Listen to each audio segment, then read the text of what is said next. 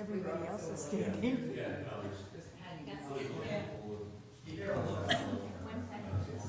Guys, you got your microphones.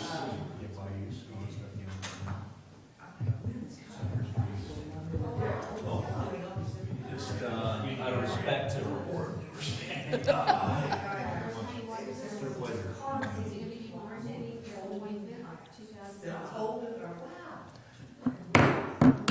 We call the meeting to order. Will you please join me in the Pledge of Allegiance? I pledge Allegiance to the flag of the United States of America and to the republic for which it stands, one nation, under God, indivisible, with liberty and justice for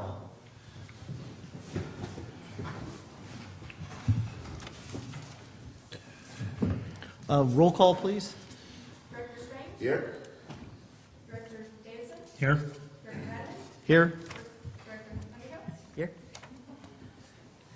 And Director Russ Thomas is absent. Item 2 on our agenda is public comment. At this time, members of the public may address the board on any non-agendized items. The public is encouraged to work through staff to place items on the agenda for board consideration. No action will be taken on matters not listed on the agenda. Comments are limited to 3 minutes per person. Any public comment at this time? Thank you. Okay, item 3 is our consent agenda. The following items are expected to be routine, non-controversial. Items will be acted upon by the board at any one time without discussion. Any board member may request that any item be removed for later discussion. 3A, approval of the minutes from our board meeting of March 25th. Item 3B is review of Board of Directors monthly timesheets for March 2018. 3C, approval to ratify claim summary in the amount of $1,593,365.95 for March 2018. 3D, information/quarterly projects report, January 1 through April 15th. 3E is approved to amend the district's financial management policy. Oh, no.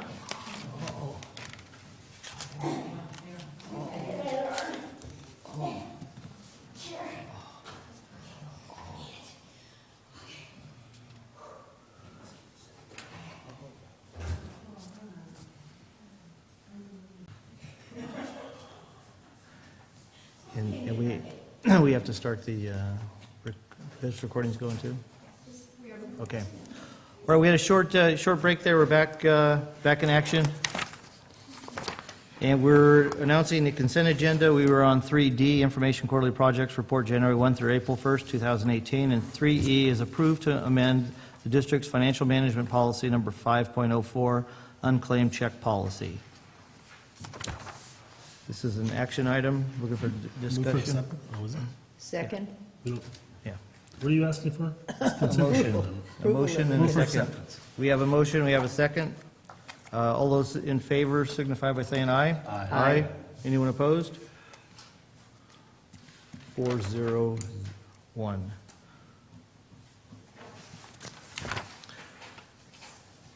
Okay, item 4 on our agenda is a public hearing. Receive public comment on the draft local hazard mitigation plan update. And Peter Martin is going to present this.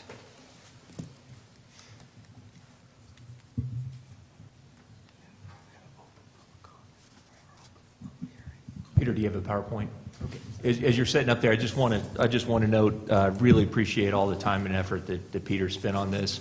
We did have a consultant that helped us with this effort, but in trying to be as cost conscious as possible, Peter took on a lot of the work himself and finishing the final form of the plan itself, and I really appreciate it. And I know Charles as well spent a lot of time on it too. So,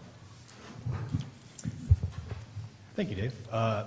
Morning, afternoon, President Ratterman and board members. So, yeah, this is the public hearing for the purposes of introducing this draft plan that's been released now. At this point, it's made available on our website. It's also we have a version that's been placed in the lobby as well and the library for public access. Essentially, this is sort of an exercise we have to undergo every 5 years as required by FEMA to continue to be eligible for grant funding and some other things as well. So. manually push through these slides for a minute. Oh, looks like Joel's got me taken care of here, so. Let's talk about the purpose of this public workshop. It's to review the process for updating the local hazard mitigation plan and also review the hazards and vulnerabilities and district capabilities that came out of some of this planning process. We'll talk a little bit about some of the goals for the mitigation strategy for hazards and also answer questions and gather any feedback while we're here today. So just the purpose of this plan is to be compliant with the FEMA regulations. The Disaster Mitigation Act of 2000 requires local governments to have a hazard mitigation plan for continued eligibility for pre- and post-disaster funding. It's also to guide mitigation and coordination between different government agencies in an economic manner as well, so that the plan is in place as well in the event of an emergency or disaster. And incorporate into other existing planning mechanisms within the county and state, and also for future development, plan and build wisely. So we'll be looking at what's changed since the last time we did this plan. Of course, reducing losses is huge, and also making the community more disaster resilient as well. So why do hazard mitigation planning? There obviously are trends showing that there's increased costs for disaster and recovery. Population and community growth are continue in the state, and there's more people that are living in hazardous areas, and also there's greater exposure to risk as a result of that. We're seeing more hazard events over time. There's been more disaster declarations in the past decade than ever before, and there's an increase in disaster response and recovery costs associated with those disasters. And then just talk a little bit about what mitigation means in terms of this. It's any sustained action to reduce or eliminate long-term risk to human life and property from hazards. So basically, the hope is that you can break that cycle of continued disaster and recovery. So FEMA, since the last time we updated this plan, has come up with a 9-step process. And so we're actually at step 8 right now, which is reviewing the plan. After this, we will close the comment period. Any updates we do will go on to FEMA for their approval, and then it'll come back to the board. So one of the first steps of this process was to reconvene the Hazard Mitigation Planning Committee. We kind of cast a wide net with who we invited to that committee. We did receive quite a bit of participation from the county and also the Water District. We had board members Underhill and also Vice President Russ Thomas that attended some of the meetings.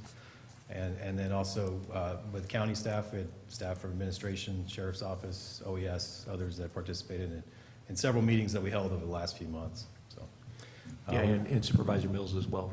yes, that's right, Supervisor Mills. So we actually had electeds as well. So, and then there were several municipalities, special districts, and other utilities that participated in the process as well over the course of 3 meetings over the past 6 months. I just want to note on that list too, CAL FIRE, we were, I think, really fortunate with our unit chief, Josh White, who was here in attendance, and as somebody who led the incident command on our in the Butte Fire and also in the Rim Fire before that. I mean, what an incredible person to have in the room for this kind of event.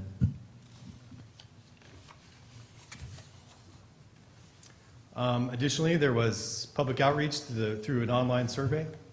We did receive over 125 responses, so actually it was pretty good participation in that.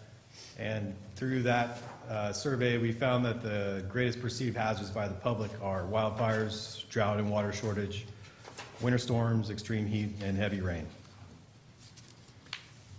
So with those perceived threats or hazards, the highest priority for mitigation actions from a lot of that public input were wildfire fuels treatment, hazardous tree removal, and assistance with defensible space, and also forest health and watershed protection. So those were the ones that the majority of folks keyed in on through that public outreach.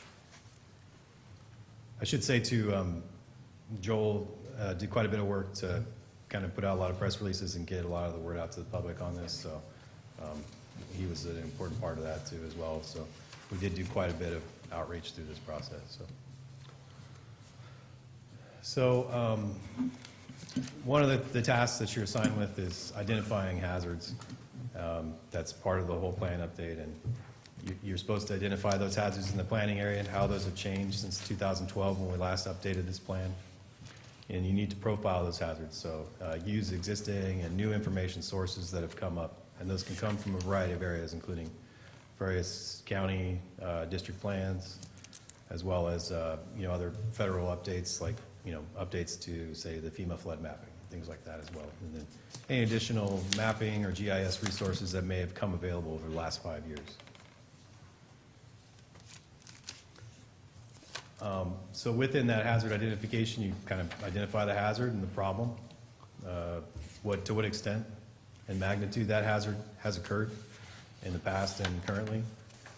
Look at the seasonal patterns and the speed of onset and the duration of those hazards in the past, what their magnitude is and significance, and additionally look at the frequency. So, for instance, in this county, we see wildfire to some extent every single year, but maybe a tornado maybe only happened once within the last 50 years. So the Hazard Mitigation Planning Committee took a look at those hazards and sort of categorized those as high, medium, or low. And so some of those have actually changed. For instance, some of the winter storms and extreme weather were given a higher significance as a result of evaluating the most recent events. We kind of looked at some of the floods and things like that and kicked those up. So there were some changes to how they categorize the significance of these hazards. And then additionally, the next task is doing basically a vulnerability assessment. So you're taking an inventory of residential, commercial structures within some of our service areas, a lot of our critical infrastructure. You're kind of determining the value of those structures at this point in time, and determining the number of people that are kind of located within those hazard areas. So a lot of it has to do with kind of looking at population numbers, different housing numbers as well, and identifying that vulnerable infrastructure that the district currently owns, and then kind of look at sort of the constraints and development trends that have evolved over the past few years. So, and then additionally identifying historic, cultural, and natural resources areas, and sort of estimate the losses associated with those by hazard. So where they're located in the county, where those hazards have typically, historically occurred, and where they're at risk. So this slide is just kind of a summary of some of the critical facilities the district has. We identified over 104 assets with an assessed value of over 70 million. It's not an actual value. That's sort of, typically what we put in for, like, say, Joint Powers Insurance Authority, as far as what we expect the asset is, that they may have been devalued a little bit over time. So, just take that as, and that doesn't capture all of our assets, obviously. These are just sort of the ones that were listed as far as, infrastructure we have out there as well. So those infrastructure pieces are mapped. This is probably not a very good map for you to see, but you can kind of see that they've been mapped throughout the entire county, and then you sort of apply some of those vulnerabilities associated with hazards in those areas, looking at those critical assets. And then next, the district has to go through basically what was a capability assessment. And so you're looking at sort of the capacity of the district to take on a lot of these things. And those include, existing and proposed policies that we may have, staffing levels, various programs the district has to sort of deal with post-disaster and pre-disaster actions that are necessary. And you sort of evaluate the effectiveness of mitigation for each of those purposes, and you note sort of any gaps or shortfalls the district may have with regard to that. And then sort of identify any maybe special opportunities that may have come up since the last time we updated this. And then sort of you just kind of come up with an overall determination of our technical and fiscal abilities to deal with disaster or hazards in the future. And then ultimately, this kind of is the last steps we get towards, you start to develop some of the mitigation activities. So you start setting planning goals, review kind of a set of mitigation alternatives, and evaluate against those against a set of required criteria that FEMA has within their guidebook. And then you essentially draft an action plan, and that's comes into the later chapters of the plan, where you start to actually get towards projects and mitigation actions that the district could implement to create better resiliency against hazards or emergencies. So this was the 2012 Local Hazard Mitigation Plan, also done by AMAC. In it, there were 21 mitigation actions that were identified. Since then, we've actually addressed 3 of them pretty comprehensively. Those were the Big Trees Redwood Tank Replacement Project, Jenny Lynn Flood Protection Projects, and then also various water conservation planning activities. If you remember, through the last Urban Water Management Plan, we updated a lot of our drought water shortage contingency planning efforts, and then also there were ordinances put in place as a result of that for the district. And then further, I guess to date, we're starting to look at different rate structures as well associated with that as well. So this is the public draft that's been put out for review right now. There's a total of 7 sections. I kind of went through each of those different activities, and those are kind of addressed throughout in different chapters, ultimately culminating in a list of projects. What's the response? So the Public comment response? so the public comment ends at May 11th, and so it's been available since I guess last week.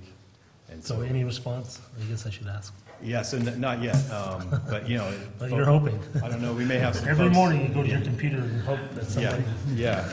So yeah, I mean, I've essentially made the comment period until May 11th, and hopes that we can. We have projects that are out there right now for some grants that we've applied for, and the hope is that we can kind of try to wrap this up in a month or so and get it off. So after that deadline, I should say. Yeah, So- that's an important note. We've got a application in for 5 or 6 redwood tank replacement in the Ibbets Pass area that we're looking to get hazard mitigation funding for, and you have to have your plan up to date, and this is on a time critical pathway to make that happen. So, And we've been in contact with the Cal OES and FEMA, just letting them know that we are working through this. We've given them our timeline for completion on this project too as well, so they know that we're working on the update at this point. So. Have you reached out to any of those communities that have like the redwood tanks that are part of an identified, mitigation plan area, just to let them know, especially if a letter of support would be advantageous from the local community or something? I've spoken to most communities that are on the list. We have not got letters of support, but if that would be helpful to the grant, I can certainly get those. Yeah, I don't see it hurting, so just kind of food for thought. Thanks. Yeah, excuse me. My question, in the beginning, you said something about doing an outreach and you had gotten some response from our customers. I wanted to know, which district did we get the most? Yeah, it's interesting you mentioned that. I cut the statistics out for brevity, but this is a long presentation. So, but yeah, actually 49% of the respondents are mostly in the Arnold vicinity. So a majority of them were on the Evans Pass service area. And I can't really explain that. I guess it's one of the areas where we have the most population, but, so. Yeah, we have. But we did receive responses from quite a bit around. Yeah, But I the would- majority of the folks identify themselves as living in mixed conifer forest. So you can kind of take what you will from that, and that maybe most of the folks are probably east of Highway 49. So. So 5 new actions were identified and added to the draft 2018 plan. And these were kind of pulled together and introduced at the local hazard mitigation planning committee level.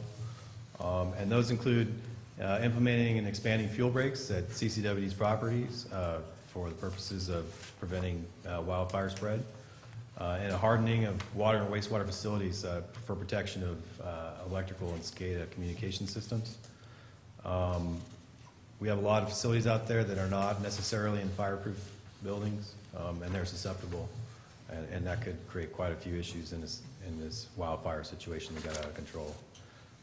One of those is also the White Pines Lake Storage Restoration Project. We've seen localized flooding and other issues there since the last update.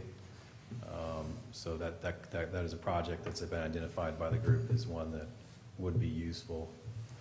And then also there was discussion, I think even at this board level, of sort of looking at opportunities in the future to merge the local hazard mitigation planning process that we're engaging in right now into something larger, maybe a multi-jurisdictional plan with the county, so that we don't have a separate plan that's being updated at a different time than the county. And also we looked at, there were some suggestions by the committee to incorporate other water utilities that are adjacent to the district into that process as well. So there was a lot of interest on the Highway 4 corridor with doing their own plan, or basically riding the coattails of something like this exercise, so that they would be eligible for funding in the future as well. So, Well, the county hasn't always had their plan updated. So, I mean, I would want to make sure that they have some funding source in the schedule, because in the past, they've actually let theirs lapse for quite some time. So that's not something we don't want to be. yeah. We want to be waiting for them to take action. I mean, it'd be a great thing if we could cooperate, but they just have to get it done. Yeah, so they had a plan, and then it actually had to be revisited again after the fire because it came short in certain areas, and yeah, I definitely understand that. And this is done every 5 years? Every 5 years is, well, at a minimum, I should say. Right, okay. It can be revisited in between, so. And I'd like to know, were we able to get any feedback from the Board of Supervisors yesterday because they had a meeting on the fire breaks? No, we unfortunately were not able to. So, but we will be, in fact, the CalAM group who is presenting, that's one of the items I have for them to come and present at a future board meeting Right, for us. because we haven't heard that in a while. Yeah, we're going to definitely, because we do work with them, and some of this about the fuel breaks around our property is something we've already worked with them on and I submitted actually grants just on. had lunch with Supervisor Tuffanelli, Oh, and he did mention that they are, all we really talked, he did say that they had, whether it was permission, I don't know if they have funding, but to do some fire breaks on BLM land. So I don't know the extent of it, that was all I heard, but it was, I guess they did have a discussion, and he gave me the impression that it was, that they were either, they had permission, but I don't know if they have a funding source to accomplish it. Yeah, but the- to get an update would be, I think, would be. You bet. Yeah, we, Pat McGreevy in particular, of the CalAM group, which is all volunteer effort, and they actually submitted an application, a grant application to CAL FIRE to do a fuel treatment. That's who gave him, that's who In was West there Point. giving the presentation. Gotcha. yesterday, So. Okay, and that was in part in Sounds like it BLM might have been land. Yeah. successful, but we'll have to check in. And then lastly, the last action identified by the Hazard Mitigation Planning Committee was looking at an emergency water supply feasibility planning study. That area was identified through the tunnel tap and the flume systems there as one that is vulnerable to various hazards and basically being cut off to a water supply for the large swath of the population of the county. So they identified that as basically a mitigation measure that would, essentially at least look at opportunities to create redundancy for water supplies in the event of slides, fires, other things like that. I think a lot of people with the Darby fire, that was sort of on their mind still as well. So, Peter, I've got a question then as it relates to the new actions, especially seeing action number 3 for White Pines. We've talked historically, 3.5 years, off and on about Wilson Reservoir, about the regulating reservoir. Wilson in particular, restoring, regulating reservoir, possibly increasing its height. is there a reason why they didn't show up on this list? I guess it's just kind of based upon what the committee had identified as a priority. It doesn't mean that it can't be added if, during the public comment process, if someone was to say, these are areas that we need additional redundancy or water supply issues up there. On another topic, I'm getting a draft of the water supply study for West Point within the next week or two. And I intend to bring that to the board pretty shortly thereafter, once it's been reviewed by staff.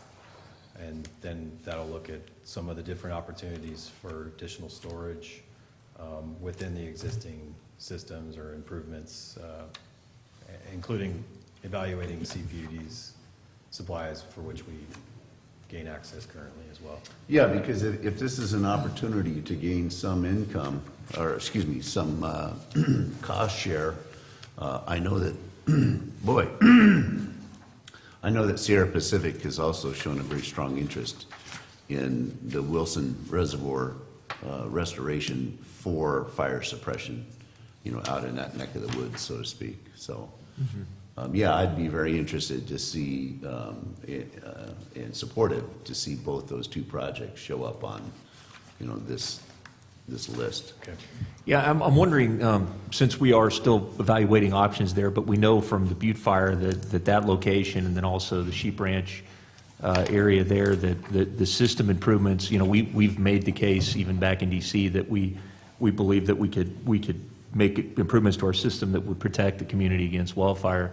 And those are two critically important areas, because that's kind of at the the edges of the heart of the county without a public water system. So I'm wondering if we could at least is have a bookmark, a place mark in the plan that we will to evaluate those and potentially develop projects to provide that protection in those areas. I think would be on the Sheep Ranch side, when we weren't able to get the participation to complete the survey, that kind of fell off because that was part of what we were going to seek in the way of the application for grant funds for infrastructure improvements. But I think since it'll probably be 5 years before we do this again, if we can put a placeholder for those, it'd be a good idea. We're also welcome to add this in, as we're taking feedback right now. This is just a draft plan. So if this is something you are interested in pursuing as a mitigation action or identified as a hazard in the future, that's something that we can do. So if that's something we want to add in, we can certainly do that.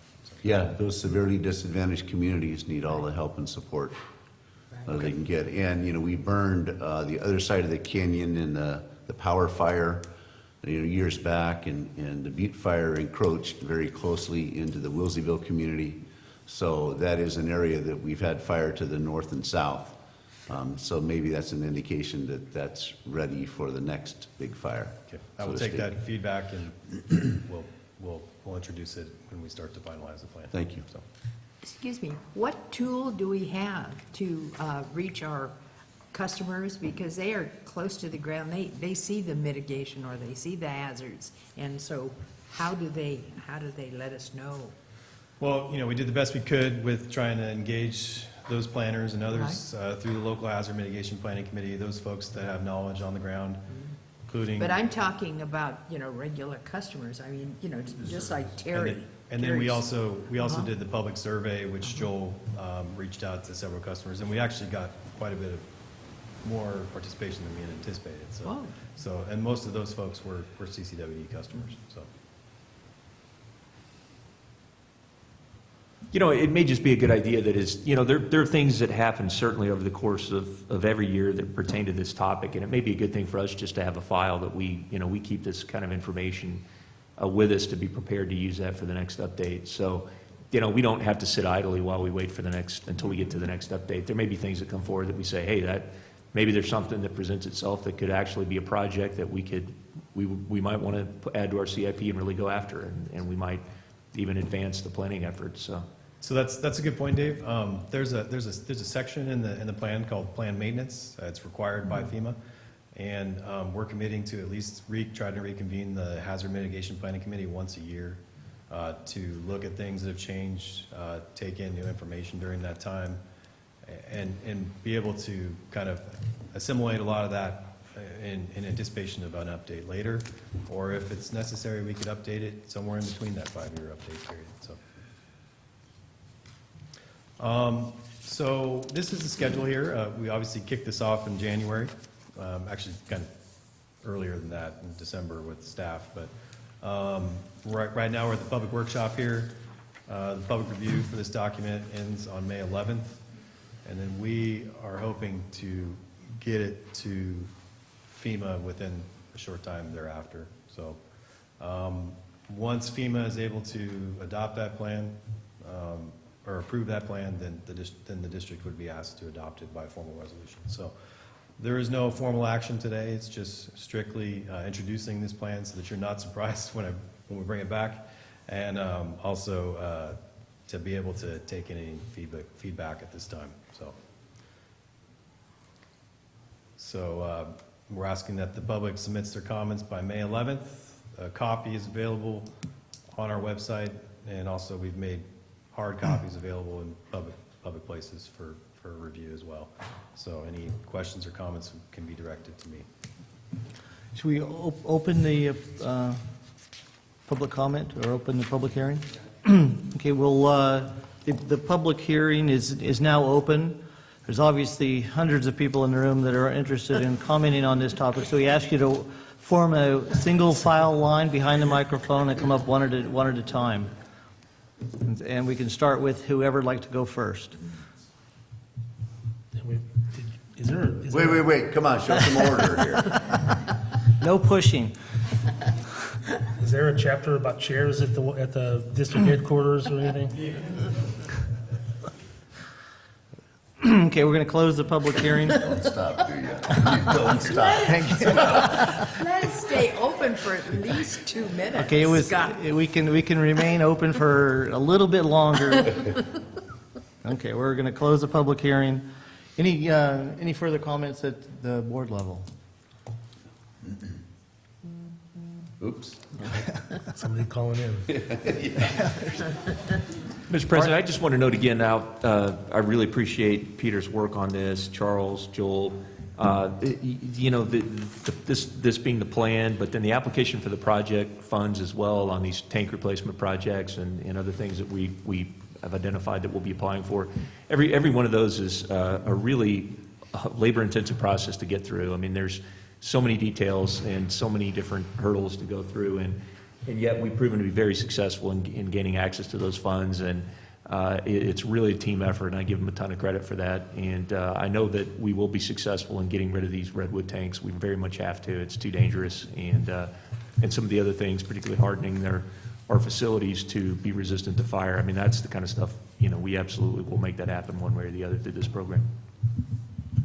No, good job, Peter, and I'm really happy to see that we have got some public comment with the amount of letters and stuff we've received and the outreach that we're doing. So, good job, good effort. With that, we're going to move on to item 5, new business. 5A, recognition of Mona Walker for her service with CCWD. And Mona has a long speech prepared, I'm pretty sure.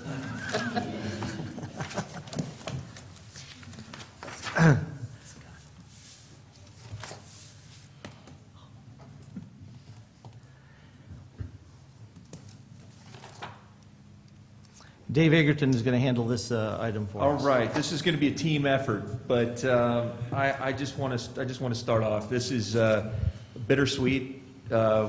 Being in a situation where you have one of your favorite employees who's on the verge of doing something that I'm sure she's been waiting a long time to do and has a lot of great plans and to enjoy the rest of your life in retirement. But Mona Walker is an incredible person, and I feel incredibly honored, fortunate to have been able to work with her the time that I've been here at CCWD, and I know I would not have been successful without her. She has saved my neck so many times, and a lot of times with regard to things with board members, and you guys have never seen it, thank goodness. You didn't see what was about to do in some cases, and she pulled me back and said, "Do you realize if you do that, Director Davidson may take you out to the woodshed for that." Now, oh, okay, thank you, I appreciate that. We have a woodshed.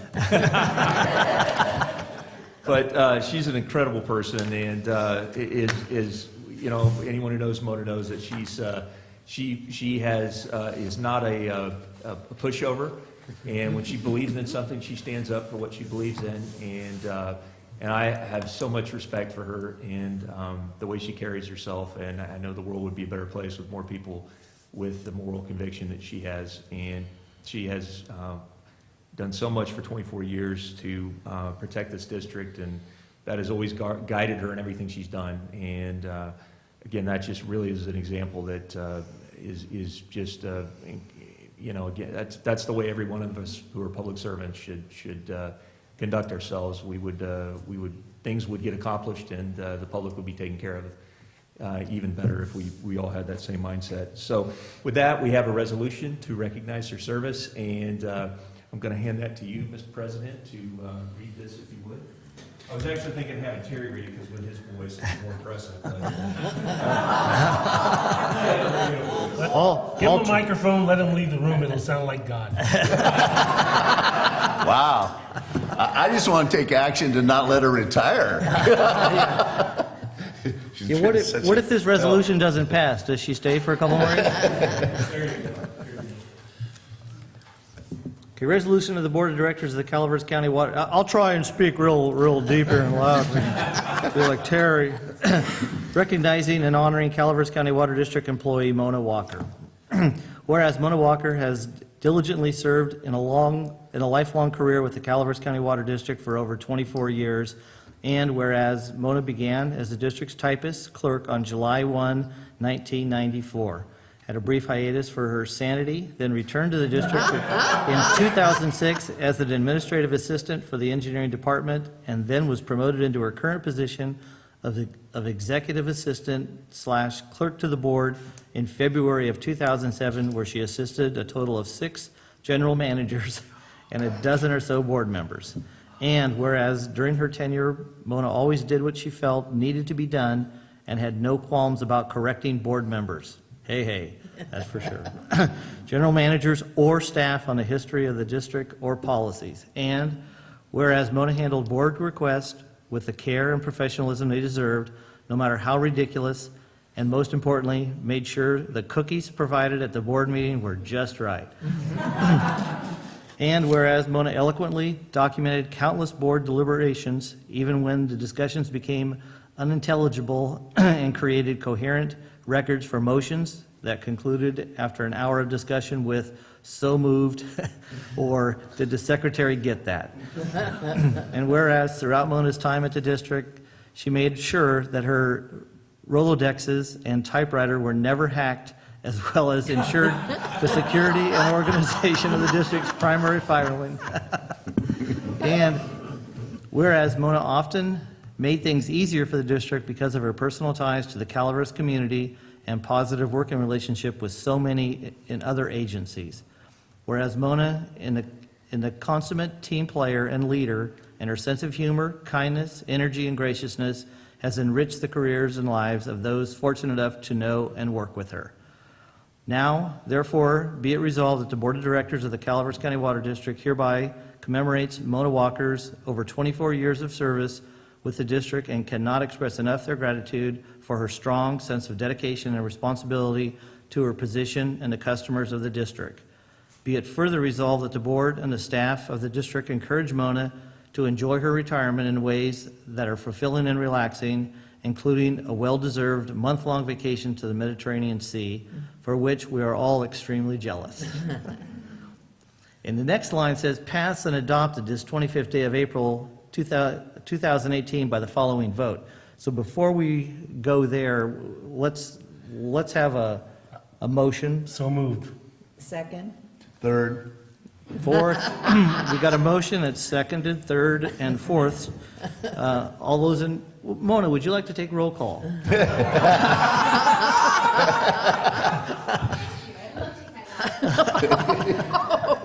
Director Strange. Yes. Hell, yes. Thank you. Go for it. And President Ryan. Absolutely, yes. Passed and adopted this 25th day of April 18th by the following vote: 4 ayes, no nays, none abstention, and 1 absent, Director Thomas. Congratulations, Mona. Congratulations.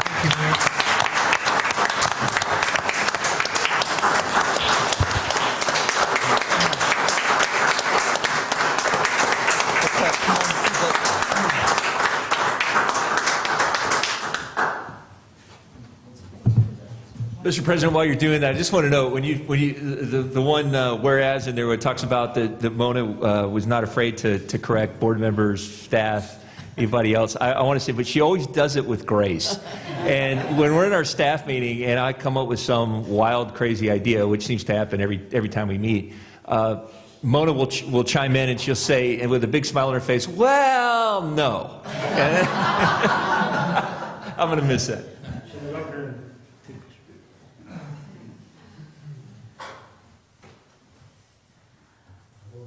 Mr. Anderson, who's going to have to put the resolution number down in the official log? Can I have you?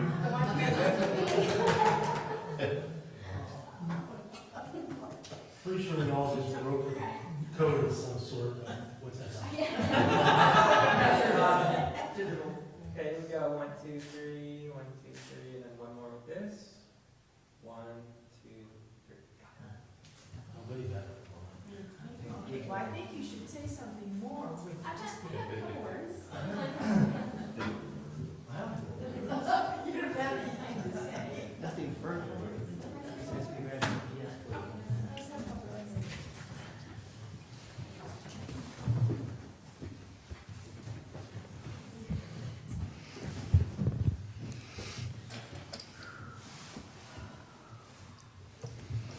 Thank you, dear board. I'm used to sitting on the sidelines and behind the scenes. So, this is my last board meeting.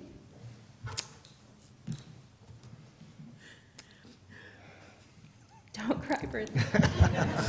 You'll get me going. Thank you for your recognition, your confidence, and trust in me through the years with the district. Starting in 1988, it was different. It was very different. We've evolved, we've come a long way, and we've gone through a lot, as some of you all know, and have been here for a long time. I've worked hard to assist the general manager. Dave, thank you very, very much. Always the board, staff, other agencies, and of course our ratepayers, which mean a lot to me as well. Through the years, it's been wonderful. We've had our ups and our downs, but we've always tried to be consistent. We've always tried to deliver the best services possible at the district, and that's with the staff as well. I leave here with many memories and lifelong friendships. I wish Dave and you, the board, so much success in the future direction of CCWD. Thank you all. Thank you.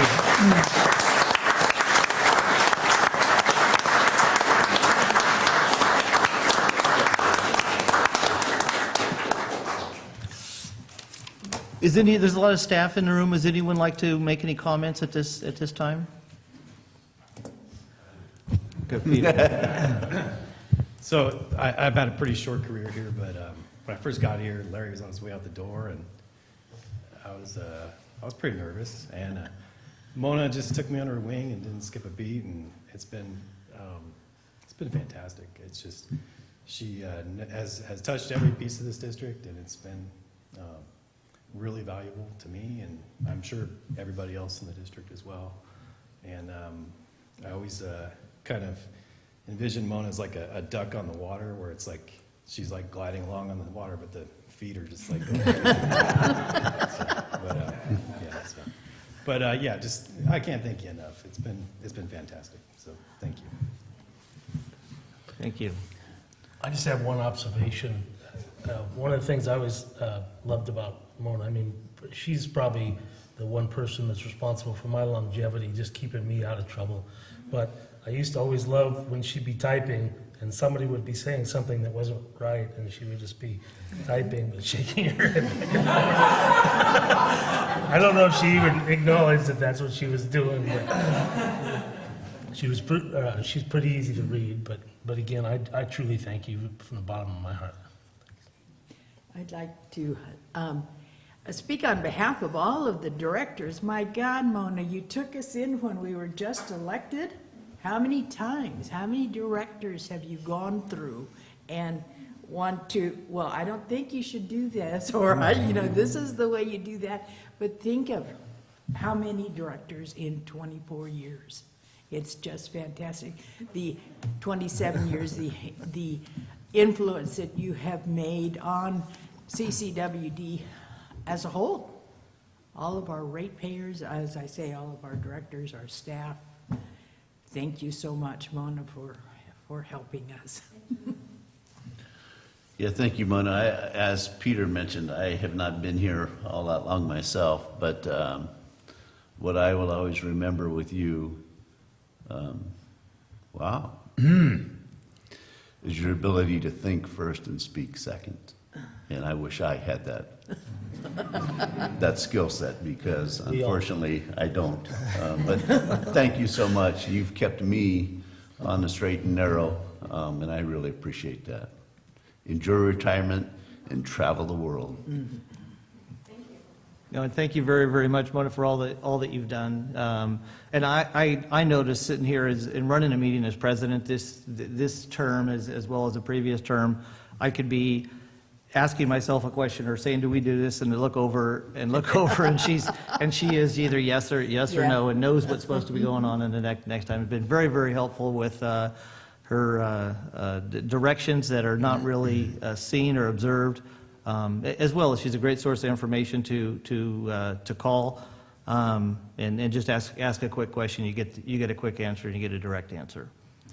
And I am going to miss working with you.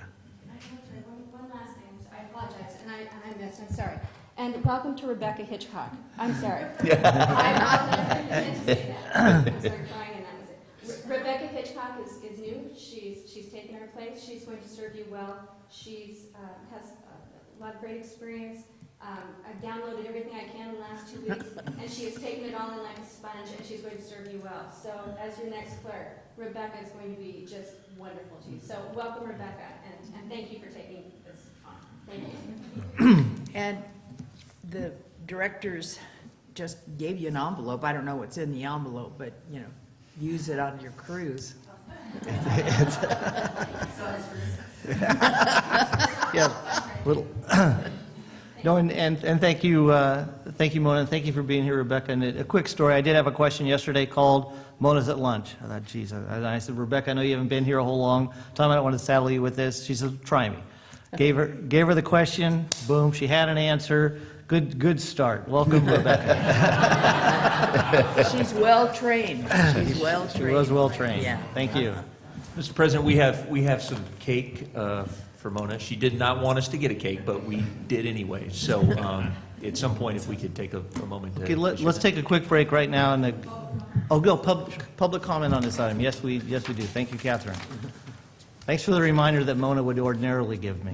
I could never fill her shoes. I just want to personally thank Mona for her wonderful work for the district for all the years that I've been involved in water issues, which is nearly 29 now. And in my dealings with Mona, she was always most professional, courteous, polite, and helpful, and really kind of the epitome of what a good public servant should be. And so I'd like to congratulate her on her retirement and wish her all the best on behalf of the Foothill Conservancy. Thank you. Any further public comment? Okay, seeing none, let's take a quick break. If it's cake involved, there's nothing going to be quick about it. Yeah.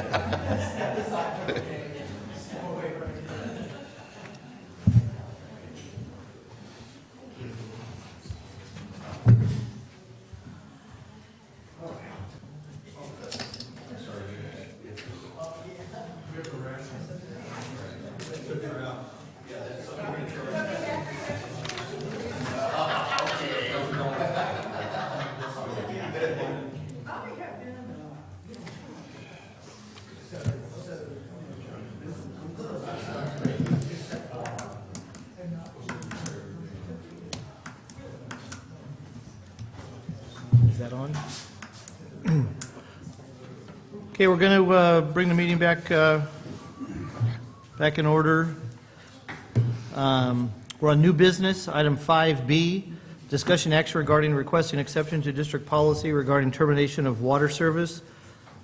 Robert Kramer. Robbie, how you doing?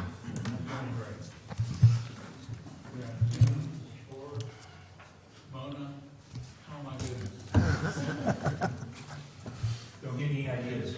I've already been threatened. Let's see. This is a discussion and possible action on request for approval of an exception to district policy regarding termination of service for APN 7342-114, which is 10 Vista Del Lago West, which is the lot where the 76 station is.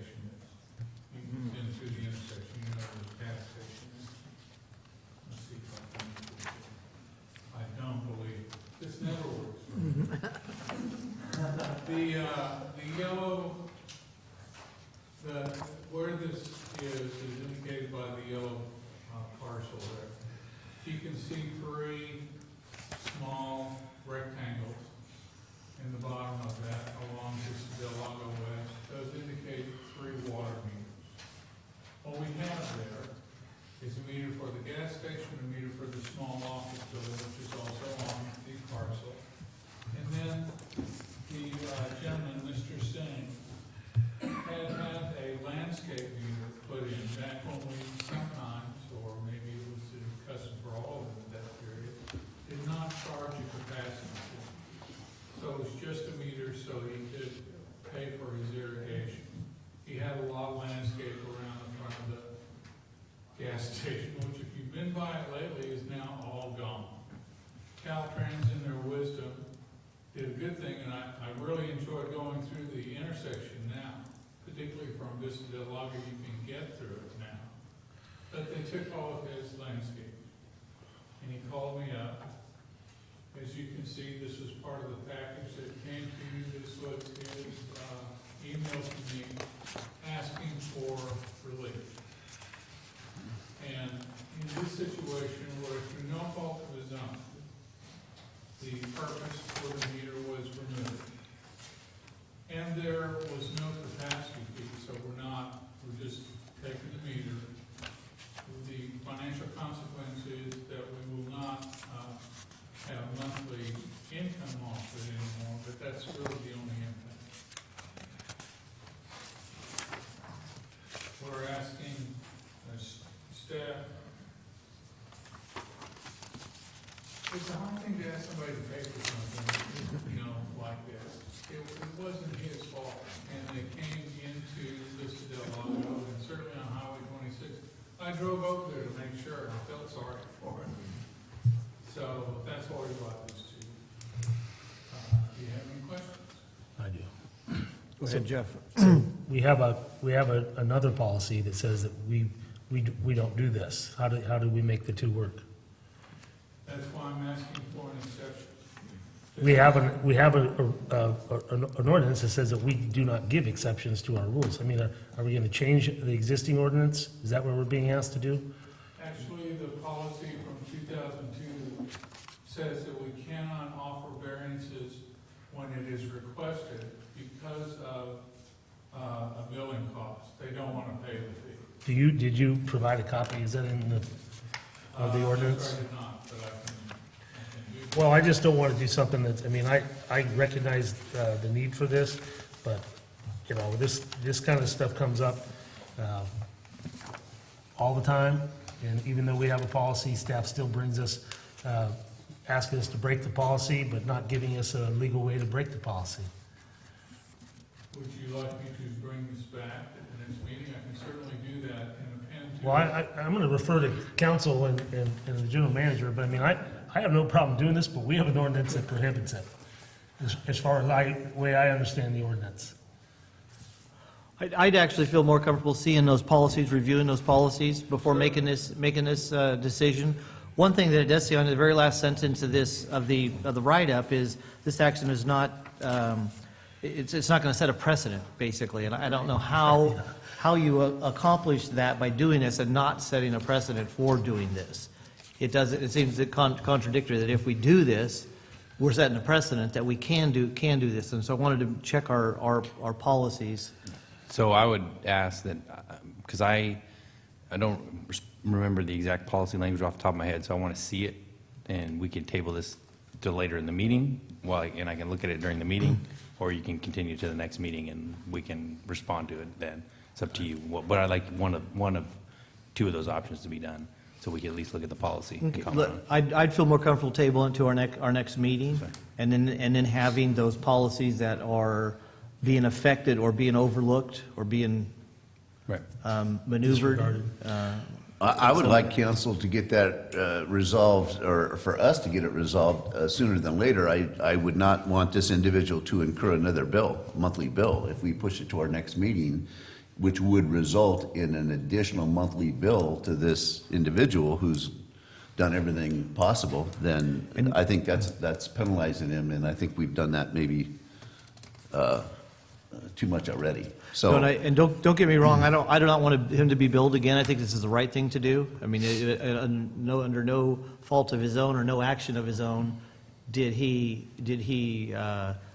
wanted a second or a third valve for watering and making beautiful the corner, which it always has been, and it is a nice looking, and now that that's gone, it makes no sense at all for us to have a meter there and charging him for it.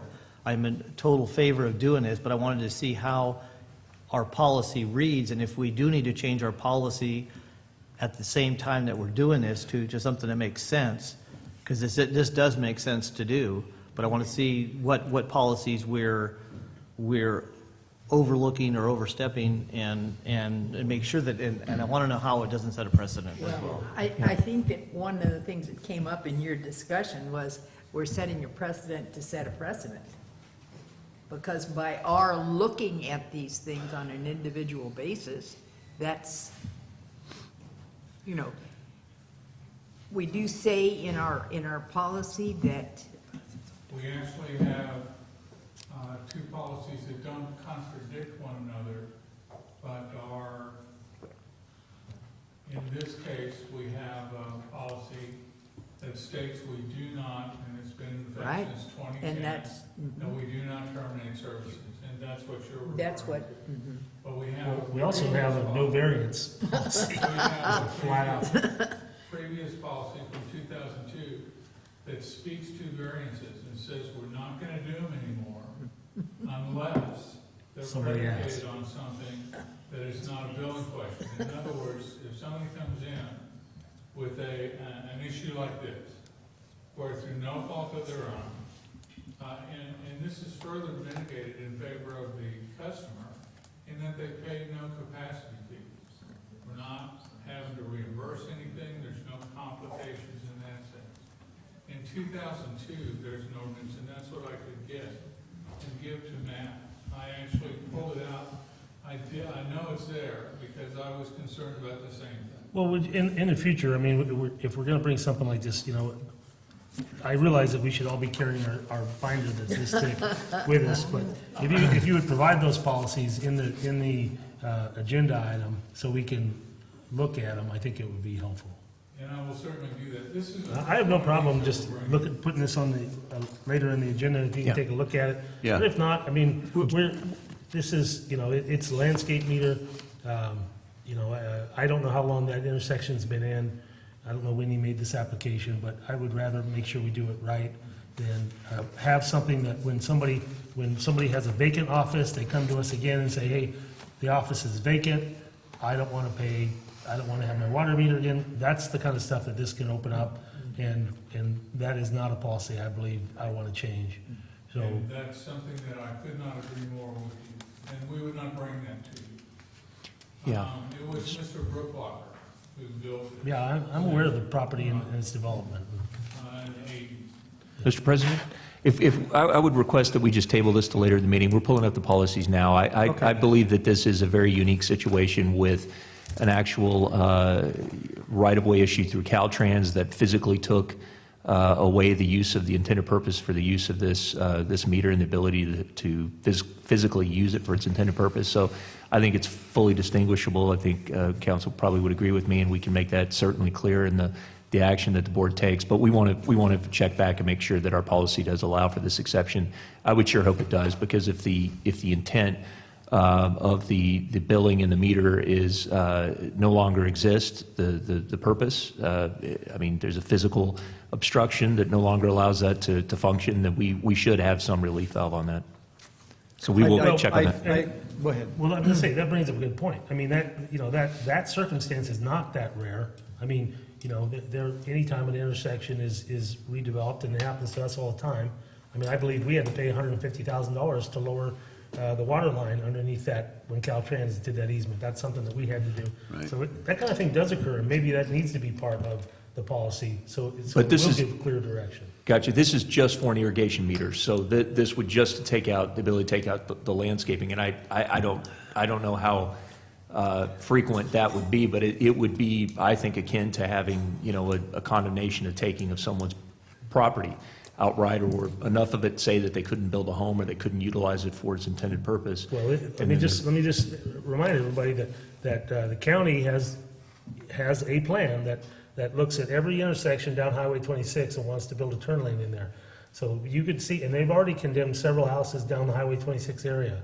So, I mean, it may be something that we want to take the time and tackle it, accurately, because I see at least 4 more intersections down there where several homes may have to go, or something like that could occur.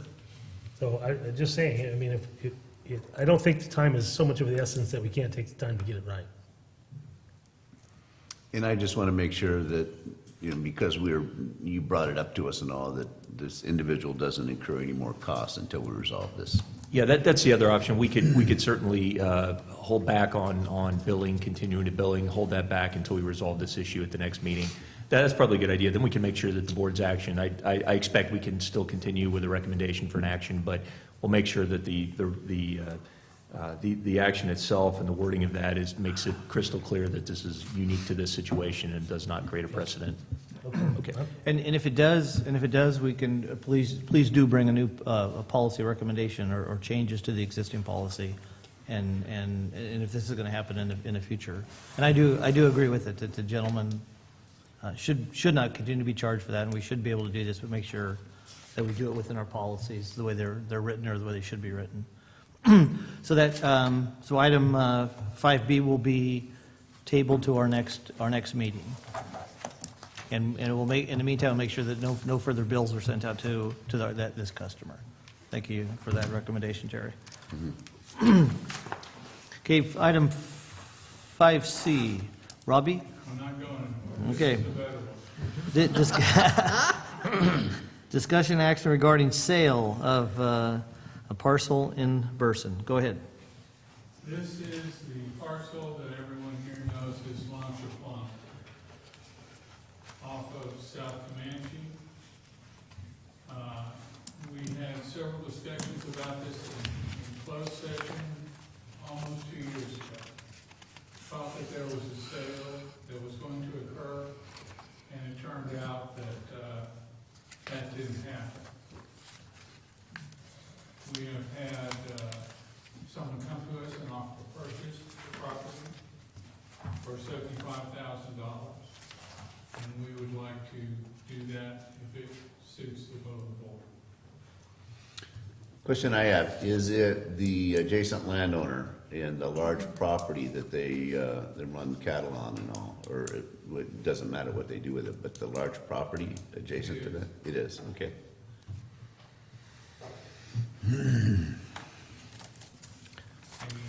I think we're all familiar with this. Like Robbie said, we have discussed it several times. And I'd like to make a motion then that we accept the offer of $75,000 and liquidate that property. I'll second it.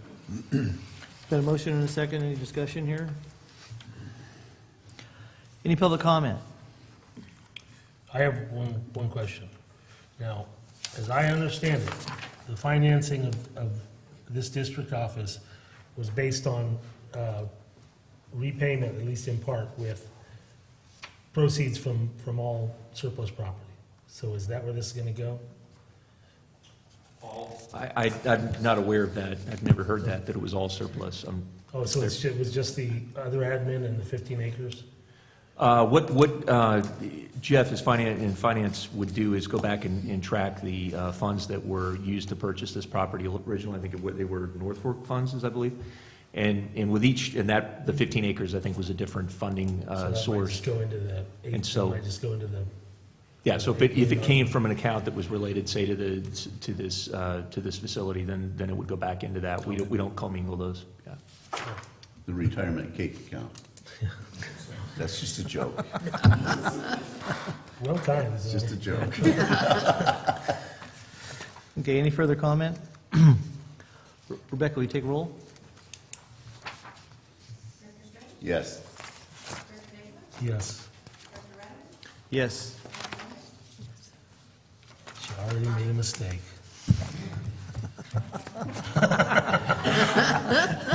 Oh, yeah. Oh, tough crowd. Okay, item passes. 5D, discussion, direction. Is Jeff in the room? Discussion, or maybe we can take, Move to table this item? No, I'm just kidding. let's adjust our agenda to, we'll take, Charles is here. Charles is here. Chuck, discussion action regarding acceptance and final completion of the Jenny Lind Water Pressure Regulating Station Improvement Project. You're pretty Charles Palmer. familiar, aren't you? Charles Palmer, District Engineer. Thank you. Good afternoon. So I didn't have a PowerPoint on this, so I'll just, we Wait. completed the work, so. just- Hopefully it's, you know, as it says in the notice of completion, you know, when we've worked, you know, I work hand in hand with our inspectors out there to make sure the work is done, to our standards and, so that it functions properly and does the job. You know, I know a lot of folks in that area complain about the high pressures, so, it's my understanding that it's operational now and functional, and, you know, so we've, completed all the cleanup of the site, the county's come out and looked at the site and signed. Why'd the county come out and look at it? Mostly because of the road encroachment, so they're only looking at the road encroachment, they don't look at any of the water system parts. Okay. And so have we remodeled this to see what the pressures are, or is that something that'll come later, or? I mean, you said it's had the desired effect, but do we have, you know, documentation to that effect? It was based on, before we did the project, we had a model done that said that the project was necessary. So, and that was confirmed by the homeowners, obviously. Right, but what I'm asking is there, does it need to be modeled again or tested, or is it, have we done that with the project, or? We're done with that project, yeah. There's plenty of other concerns, obviously, you know, we're all aware of in the system, so. And, In this neighborhood? not in that neighborhood, no. Charles, didn't we revisited that, the modeling with the Water Master Plan update, didn't we? Yes. So that was recently completed as part of that, and I think that Peterson Brewstad actually recommended some other PRVs potentially that would help us. There are about maybe 7 or so. 7 additional ones that we can do, so Well, we're, including the 3 that we did. So Okay. Probably another group of 3 in there. gotcha. So that's, you know, a future project. I to guess move I'm forward. asking it wrong, but have we gone out there and independently tested any pressures of these residential lots to know? Or is it just a computer model that we're counting on? No, I mean, there's just no way it wouldn't be functional. I mean, We are collecting information, though. You know, we have our distribution workers go out into the PRVs and they set the pressures in the PRVs. So in setting the PRVs, they've confirmed what the system pressures are. Okay. But yeah, I mean, we can certainly follow up with some of the homeowners as kind of just Well, I think that would be a very good thing to do. Some of the people that were concerned, that attended the meetings, to ask them, you know, if we can come out, or if they've done it, or to whatever we can do, you know, without much liability. I think it'd be a good follow-up. We are evaluating the pressures at some of the hydrants and looking at that. I think one of the things we recognize is that we have to move forward with an AB transmission line.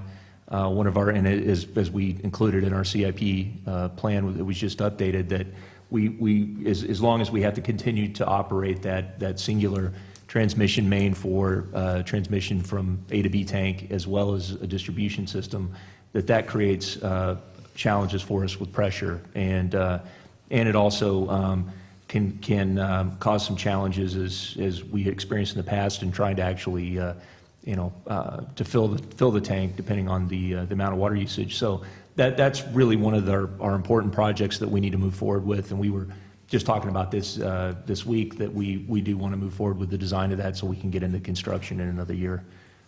So with that project, and that's something we'll talk about in our town hall tomorrow, and that will probably be coupled as well with probably some additional distribution line replacement in the vicinity as well, stuff that we want to get out and that's problematic, and let's just bundle it all together and do a larger project. But so the analysis, we're still, there's still further analysis to be done. And in the process of designing the AP transmission main, we're going to double check all the hydraulics and the water system model and make sure we've got the right answer. Okay. But this project is done. This one is done. All right. And again, that was a local contractor, DRM Construction of Copperopolis, that performed it, did good work, and that was a successful project, so. But no PowerPoint, huh? No pretty pictures? And I'm glad to hear you're too busy to put together a PowerPoint. I think he's a little bleary-eyed from the Jenny Lynn pretreatment project right now, so but, he's working some long hours. So I did want to know there was a small, in my rush to put the agenda item together, I did miss a little information on the notice of completion, just with some dates. As far as when the plans and specifications were first available, I think I have the corrected one here. Just real quickly. And I wanted just to, the cost for the project, thank you. The cost for the project, was it looks like a lot of our own people worked on the project. Is there labor cost in this $205,000 that we're talking about? Yes, it is. Okay, so that includes our own laborers that we pay through payroll from our own staff. Right. Okay. So a lot of that's Jared and Doug who are down there on a daily basis. Okay. And, there's a lot of coordination, traffic control, making sure that's all. And, basically, Jared and Doug are down there on a daily basis, observing the contractor as all work's going on, making sure it's done according to plan. And they also are doing a lot of the coordination with any other staff members, anybody of the operations staff that needs to be brought in to close valves, or Joel and Stacy were involved. I'm not sure if they billed any of their time, but as far as making notifications to homeowners when shutdowns occur. Okay. And the change order, the extra work / change order, what was that involved? A What valve work? broke while we were closing it and opening it. One of the valves broke, so we had to replace a valve, and it was right next to a mainline T in the system, so we had to replace the T on the valve. Okay. And Yep. All right, perfect. This is an action item. Looking for a motion? I think it's been made. I move for acceptance if it hasn't already been made. Second? Okay, we got a motion and a second. Any further comment, discussion here at the board? Any public comment on this item? Okay, Rebecca, will you take roll? Director Strange? Yes. Director Davis? Yes. Director Underhill? Yes. President Adams? Yes. Good job. Quick study. Thank you, Charles. Jeffrey Meyer, discussion, direction of the fiscal year 2017-18 third quarter investment report. Thank you, Mr. President, members of the board. I apologize for that delay. I'm still on Florida beach time. You are looking rather tanned. I got my George Hamilton on. The item before you is the third quarter investment report for fiscal year 17-18. I'm not going to go into great detail on what the Fed thinks is going to happen with rates and all the changes. What I really want to focus on today is our cash, so you can understand the changes in the cash position from December 31st, 2017 to March 31, 2018, which is the period we are talking about. As you can see towards the middle of page 1, the total cash investments, the change is $1.7 million. That directly corresponds to our property tax disbursements we received. That's the first installment from the county on property tax and standby fees, and they're pretty much dollar for dollar. So in reality, the reason why our cash position has improved is we got property tax money. And when you look at that, we get 3 distributions of property tax money. The one we received here in late January, early February, which is the December payments. We'll get one in May when the county receives their April payments. Then we'll get a supplemental later on in August for some cleanup and other items there as well. Basically the non-secured property tax roll. So in looking at this, it's other than property tax, money coming in is covering money going out. So that, to me, is a good thing at this particular point in time. If you go over to page 1 of the attachment, which is the investment report itself, it shows you that where we have our investments, we're still a little short. A lot of our money is in LAIF at 1.59%. LAIF is continuing to improve their returns as the economy improves and also as the Fed ups their interest rates. I just saw this morning that it looks like the 10-year treasuries are bumping up to 3%, the first time that's happened in a long time. Why is that important? Well, that particular interest rate is tied closely to mortgages. They use that as a base and add on a couple percentage, so mortgage rates are going to start to go up now. Something we've anticipated, and you're not going to find mortgage rates under 4% anymore.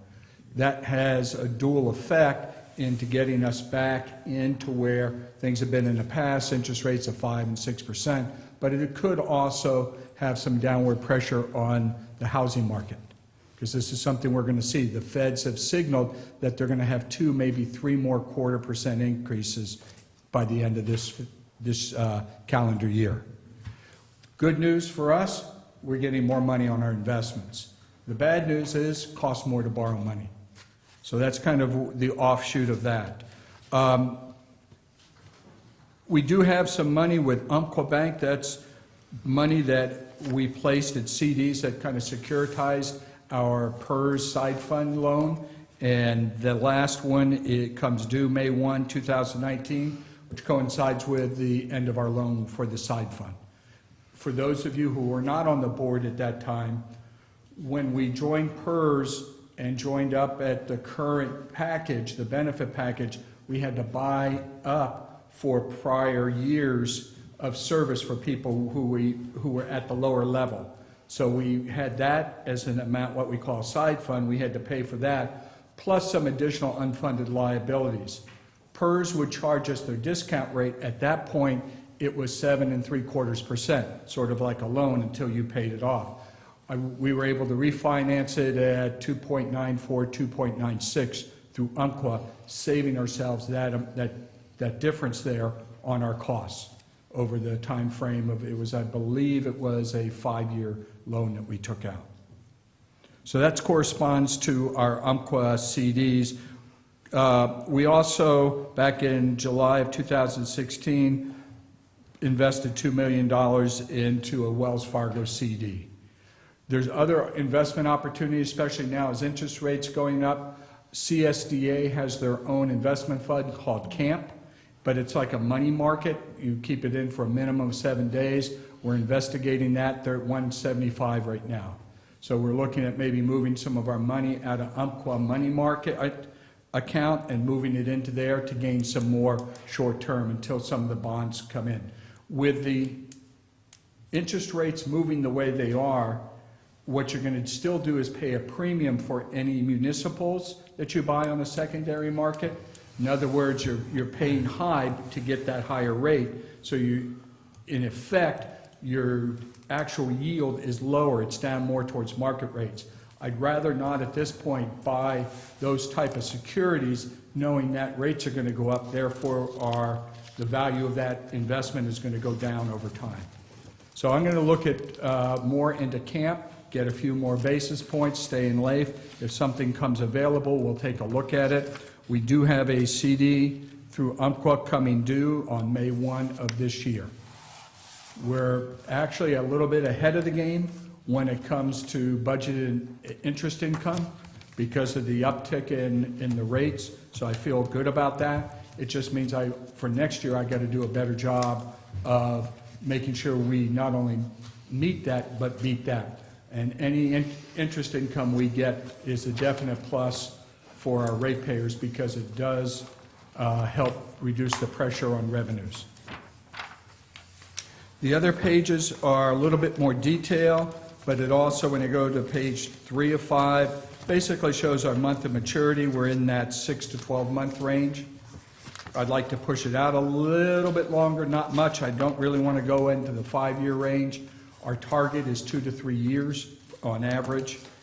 And if you look at page 4, it goes through and shows you the breakdown of the par value, market value, book value of our different portfolios, and we are all in compliance. Par value means what? That is what you buy it for, the purchase price. Okay.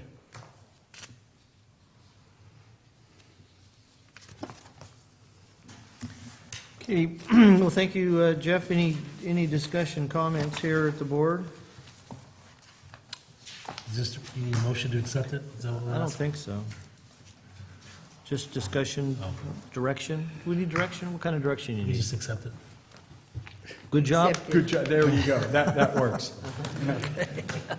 Good job. I've got one question, and Jeff, earlier you talked about the higher interest rates cost you more to buy into it, and that ultimately lowers the yield. The ultimate yield, yes. Okay, but as that continues to increase, though, your yield recovery increases. It's all based on the market at the time of the purchase, because you're competing against everybody else. People go into treasuries and go into municipals for safety. Right. And if the market becomes volatile like it has been, they leave risk and go into safety. And therefore what happens is they bid up the price of those securities of the municipals, which actually in effect brings down the total yield. Okay. So it's a matter of timing when it comes to investments. And a lot of other things in life. Lessons learned. Any further comment, direction? Any public comment on this item? If you see none, have you got enough direction? Yes, I do, thank you. Thank you, Jeff. Okay, we're going on to old business. Peter Martin, discussion action of the release of the final California Natural Resources Agency Mokelumne River Wild and Scenic Designation Study. Thank you, Mr. President, board members. So this is part of the sort of ongoing efforts associated with this and reviewing the final report. Last time I was here before you, the draft report had been released. So last week, the final Wild and Scenic Suitability Designation Report from the California Natural Resources Agency was released. Just like the draft, it recommends the designation of multiple segments of the river for varying levels of wild and scenic values. And basically, there were some special provisions in there that we had talked about the last time we had been before you, that are very important to the water districts for the purposes of preserving existing and future water rights and also water supplies. And also the district and Amador Water Agency, Calaveras Public Utilities District, and Jackson Valley Irrigation District have spent quite a bit of time over the last few months since that report was released and meeting with the Natural Resources Agency and other stakeholders to refine those special provisions to make sure that these are items that are agreeable to most of the folks in the region. At this time, we are kind of seeking input from the district because Assemblyman Bigelow has stated some interest in carrying a bill forward. If you remember, Assemblyman Bigelow was the original author of Assembly Bill AB 142, which was requiring the study itself. However, he would like to see that there is support from all the local agencies before he is comfortable doing so. So it's important at this point that we have the opportunity to engage Assemblymember Bigelow, showing his support for the final outcome of this report, including those special provisions that are very important to the water districts in the region. And so therefore we're asking from you today for support of the Natural Resources Agency final report, which includes those special provisions, protecting the existing and future water supply needs of the communities in Amador and Calaveras County. You bet. Yes, just to add to that, just the outcome of this is we last came to the board with and seeking direction to continue to try to work to submit our comments on the special provisions within the draft report as it was after its circulation. We did that in tandem with our partners, JVID, Amador Water Agency, CCWD, and also with including UMRO was involved with that as well, and our counties, and really our work to make sure that these special provisions, first and foremost, did not strand any of our existing infrastructure or water rights, that we could utilize them for their full extent, and that's covered under Special Provision 1. The second item was to make sure that we had a pathway to gain access to additional water rights as needed for our future needs for our communities. That is addressed in Special Provision 2. We also, Special Provision 4, which addresses is a bar to the governor seeking a federal designation listing, which is something of concern to us and our counties in particular, that the federal designation would be more impactful and is something that we are seeking to avoid. And then the last provision to make sure that if there's any conflict in this, the language in this chapter, which would be adopted into law, that it would control over any more general language in the Wild and Scenic Act itself. So we were able to accomplish that. Again, all of this work was done with our Water Law Council for each of our agencies, and it was thoroughly vetted. Everything that's in here, all of the language has been vetted and reviewed extensively, and we are comfortable that this protects us now and our future generations and the communities that need access to this water supply. So I'm very happy with what we were able to achieve through this. As we know, the alternative would be a SB 1199 type bill where there would be designation without any provisions like this to give us that kind of surety that we feel is so important.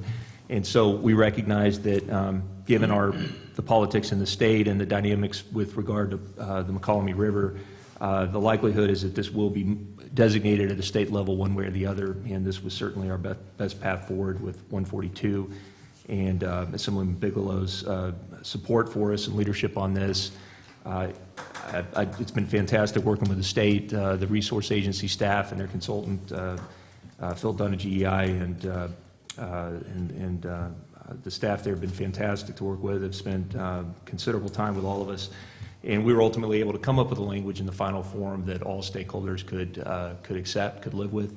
And so that allows us to get out of a situation where we were in conflict with each other over this effort, and now we can work together to seek to implement what's in the final form of the report and the way the recommendation, and including the special provisions, and that's exactly where we are.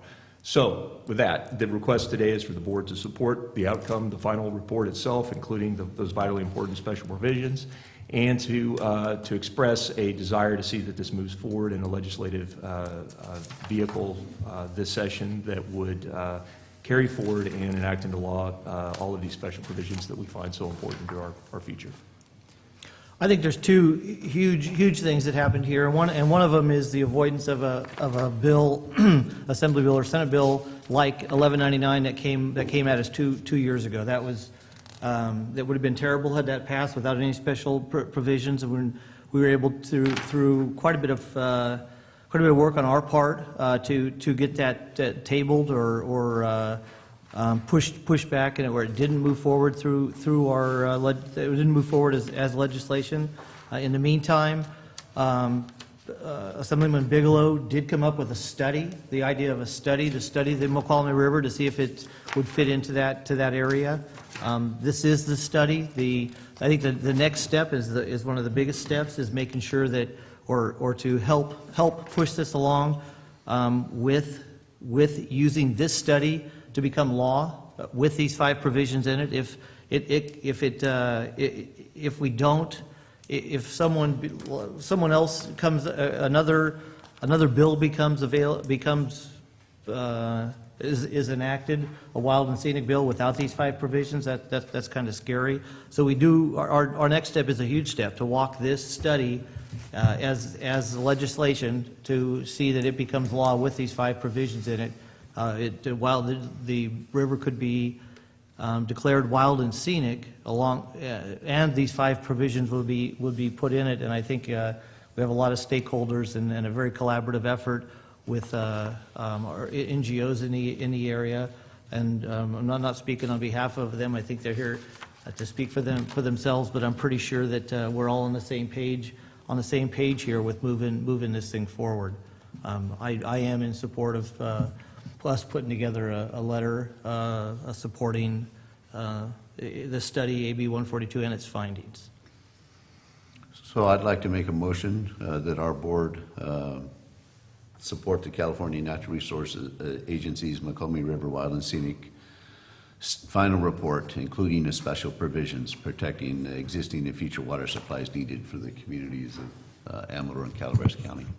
And Director Stinge, I would add that we also just add to that motion that the board also expresses its desire to see that is enacted into law. And I'd like to see that, or it expresses our interest or to desire, thank you, to see that go into law. I'll second. Thank you. Okay, we got a motion and a second. Any further discussion here? Yeah, I'm just curious, locally, Farm Bureau, local folks, who has preceded us in recommending this? As far as already gone to the boards for support? Farm Bureau, anybody? The study came out last Wednesday morning. I don't think anyone's going to beat us to that. And there's been very few public meetings since then. We discussed it at camera, I believe that same day, and the kind of the intention was that the water agencies would go forward to our boards, and the counties would then take it to their boards as well. And as far as other groups that would participate, I'm not aware of those. I'm sure there will be. I'm sure we'll have a. I think that there will be some. I'm sure there will be some groups that will still oppose it on principle. But I think that, and I've seen that when we have spent the time to really go through the reasons why we would do this, and that truly this is our last and only option to protect our interests. I think we're going to have broad support across our region for that, and that's what we're really trying to do in communicating that to Assemblymember Bigelow, that there is support for you to move forward in carrying this. In an ideal world, we would have our Assembly member and Assembly member from the East Bay that would join together. East Bay Mud board has already voted unanimously to support this effort and to seek that one of its legislators would co-sponsor the bill. That would give us the best odds of success in the legislature with a Democrat and a Republican joining together if we could do that, but that's yet I to be don't know seen. that that's actually true. I think it would probably be much better if it was a Democrat and a Democrat. I mean, You're probably a lot more did you savvy forget in the politics of it than I am. But in an ideal world, that would be, bipartisan would be a nice thing. Yes, Yeah. you're right. No, that's more like it. Well, I just like to make a comment, and I think the collaboration of this wild and scenic for, because we heard about this, I think it was just 2 years ago, we were sitting here in the evening meeting, and it was presented to us, and all that has gone on consistently, and we've reached this point, and for that reason, I support this. Well, I mean, what about the environmental groups? So we're the first one that's going to tackle this, but we don't know if we have any other support. I mean, because this is, this has been brought. I'm sure Catherine's here. I'd like to hear her speak to it before we vote on how they feel about the special provisions and whether or not they're going to recommend that they become adopted. Yeah, and maybe it's helpful to kind of give you the background quickly on how we got from the last time we met with this and we took the direction that we had from the board forward. Joey Wall, again, he's a staffer at the Resource Agency, done a phenomenal job on this effort, and then Phil Dunn from GEI. They convened a group of stakeholders, including the water agencies, and then Catherine was there for Foothill, and Steve Evans from Friends of the River. Steve has been involved with every wild and scenic designation since the 80s, I believe. And we worked through all of the language, the final issues that we had around this language. And ultimately, I had to actually leave to come back to a board meeting, but they finished up, and we reached consensus on that. And so what we were waiting for from that point a few weeks ago till this report was just released was to make sure that that was reflected in the final language in print, and it does. And we're all comfortable with it. And Catherine, if you want to address that as well. And we'll make it official. We're calling for public comment, and Catherine will. Okay. Catherine Evett, Board President, Foothill Conservancy. We're very happy with where this landed. It took a lot of work and a lot of give and take and back and forth on everybody's part to come up with language we could all live with. And I don't have to go to my board to tell you that we support this. I have full, support from my board to go ahead and tell you that. Friends of the River supports it. As I mentioned at the camera meeting last week, if other environmental groups were not okay with this, my email would be blowing up, and it's not. And my understanding is that the Sierra Club Bay Chapter Water Committee spoke up at the East Bay Mud meeting yesterday in support of legislation with the special provisions. And at this point, I think what we've got here is something that shows how when people work together in good faith and they work really hard to achieve something and they really listen to each other, you can get there, and you can get to something that everybody can live with. Nobody that I've worked with on this, on the environmental side, and believe me, we keep people informed, really Friends of the River and Foothill Conservancy are the lead groups on McCullough River Conservation. And we keep everybody in the loop, and nobody's calling me up and saying, oh, what did you guys do? You sold out the river. People are good with this. They want to see it go forward. I'm hearing that from the water agencies. As far as organizations like the Farm Bureau, the California Farm Bureau Federation has a standing policy against wild and scenic designation. The California Sierra Club has a standing policy in favor, so you're always going to have that to deal with, and no amount of kind of local agreement is necessarily going to shift that.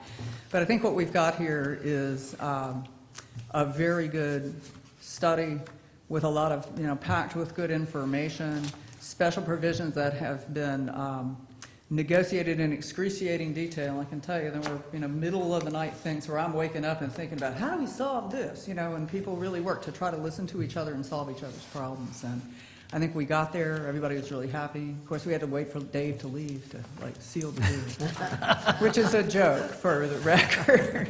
Yeah, really. But it's we're good with it. We think it does what we want for Foothill Conservancy in terms of protecting the river. We think designating the river is really good for our communities. It's good for our economy, and it does what we hear from the water agencies they want, which is to provide them security that their existing water rights and facilities won't be affected, that they'll have the ability to seek future water supply from a McCullough, that the governor can't petition the Secretary of Interior for designation. It assures PG&E that it can continue its operations. There was a provision thrown in to assure Roaring Camp that this wouldn't affect them. And then, as Dave mentioned, there's this kind of final, the detail takes precedence over the specific, which is kind of a general provision of law that we all support it. And so we're hoping that this language will be the language that helps move this forward. As far as how bills proceed through the legislature, I can tell you that having a bipartisan bill that's broadly supported is a lot easier to get through than not. And if you just look at the history of AB 142, I looked up the vote the other day because I was trying to explain this to somebody. It passed the Assembly on a vote of 74-1. So that shows you that people, the legislature likes it when people agree. And we found, Assemblyman Bigelow's staff to be very honorable, very good legislative folks to work with, and the Assemblyman himself. I think if we can go in with a bipartisan bill that's broadly supported by diverse interests, that barring something coming from left field that I'm not expecting, I think it'll move. And I'll say on the 74-1 vote, the guy who voted no was actually a Democrat who just wanted to get the river designated and didn't think we should do the study. But as somebody who thought the study wasn't necessary, I'm glad it got done. I think it's clarified a lot of things. It's provided a lot of good information. And it's given us something we needed, which is more time to work this out. So I'm happy to answer any questions you have, but we're good with it. Well, I don't really have any more questions. I do appreciate that. I do appreciate the collaboration that we've had. We've had many meetings, and I'm still not a supporter of wild and scenic on the McCollum, but I am very thankful that we went through this process. I'm glad that staff took the time to at least get language in this that will hopefully, and I say hopefully because I think that's all it does, give us the opportunity to use future water supply on the McCollum. I think what we always bump up against is anything that's growth-inducing generally gets opposed by environmental groups, and I recognize why. I would love to support it. I don't feel comfortable doing it this early. I mean, I have a hunch that landowners on the McCollum are not going to want to support this. And, it's really a different subject, but I don't feel comfortable right now being the first one to come out there and say, yep, hey, get the ball rolling with us, because I've always had objections to it. I hate to, 50 years from now, have somebody go back and look at a vote when we have a demand for water supply, and my name's going to be on something that may have prevented it. And I'm not saying it will, and I certainly appreciate the hard work and the language that you guys have all put into this to preserve it to the best we can. But the fact of the matter is, wild and scenic designation makes it more difficult, even with this language, in my opinion. I think that's just a reality. I recognize where our state is. I recognize how this is going to go down. I just, at this time, without finding out more of who all supports it, and even the Amador County Water Agencies, JVID, I don't know what their position is. I don't know that it's necessary for us to have a unanimous vote for something to move forward. I don't think it is. Their positions are identified on page. But their board hasn't voted, as far as I know. So, Not the outcome of the study, no. Not the outcome, but they did provide the same, they took the same position that this board did to continue to work towards the successful completion of that effort. And so, you're right, though. We've each got to come back in and check in with our board for a final approval of the outcome, and then again. I would like to, if it were separate, I would like to, I would vote to, perhaps approve the document, but not necessarily approve that it become law. Yeah. That's the challenge, though, because really the protections aren't going to be meaningful for us unless we see them enacted into law.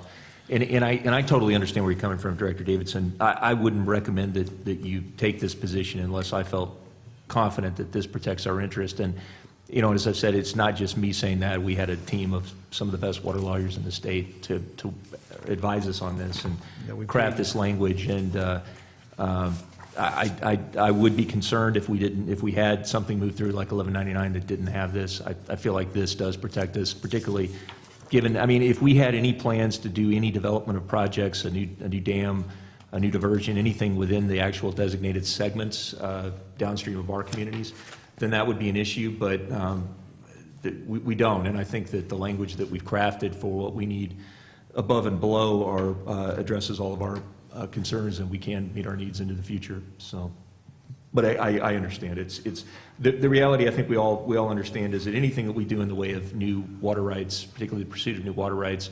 the much bigger hurdle to obtaining those is going to be the CEQA environmental review that already exists and those requirements. And that was one of the things we were able to spend some really meaningful time with the attorney at the Natural Resource Agency, who handles all of the requests for water right applications on rivers that are designated. She's handled those for the last decade, and she walked us through how she does it, and she walked us through also what the requirements are under CEQA that are likewise a separate analysis that is done.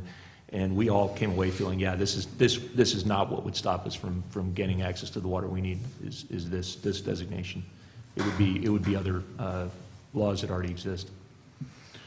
I'd like to make a comment if you're done. Listen, I need all the help. I'm really in the middle of this thing. Yeah. Any suggestion, I'd be happy to take.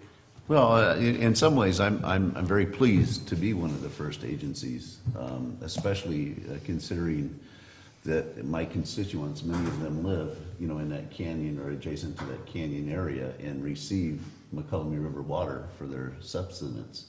I think that what this bill does is it protects our ability in sections of the river to divert and provide a reasonable gravity-fed system down into the McCollum. There's a half a mile below Salt Springs Reservoir that that up to a half a mile is outside of the wild and scenic area.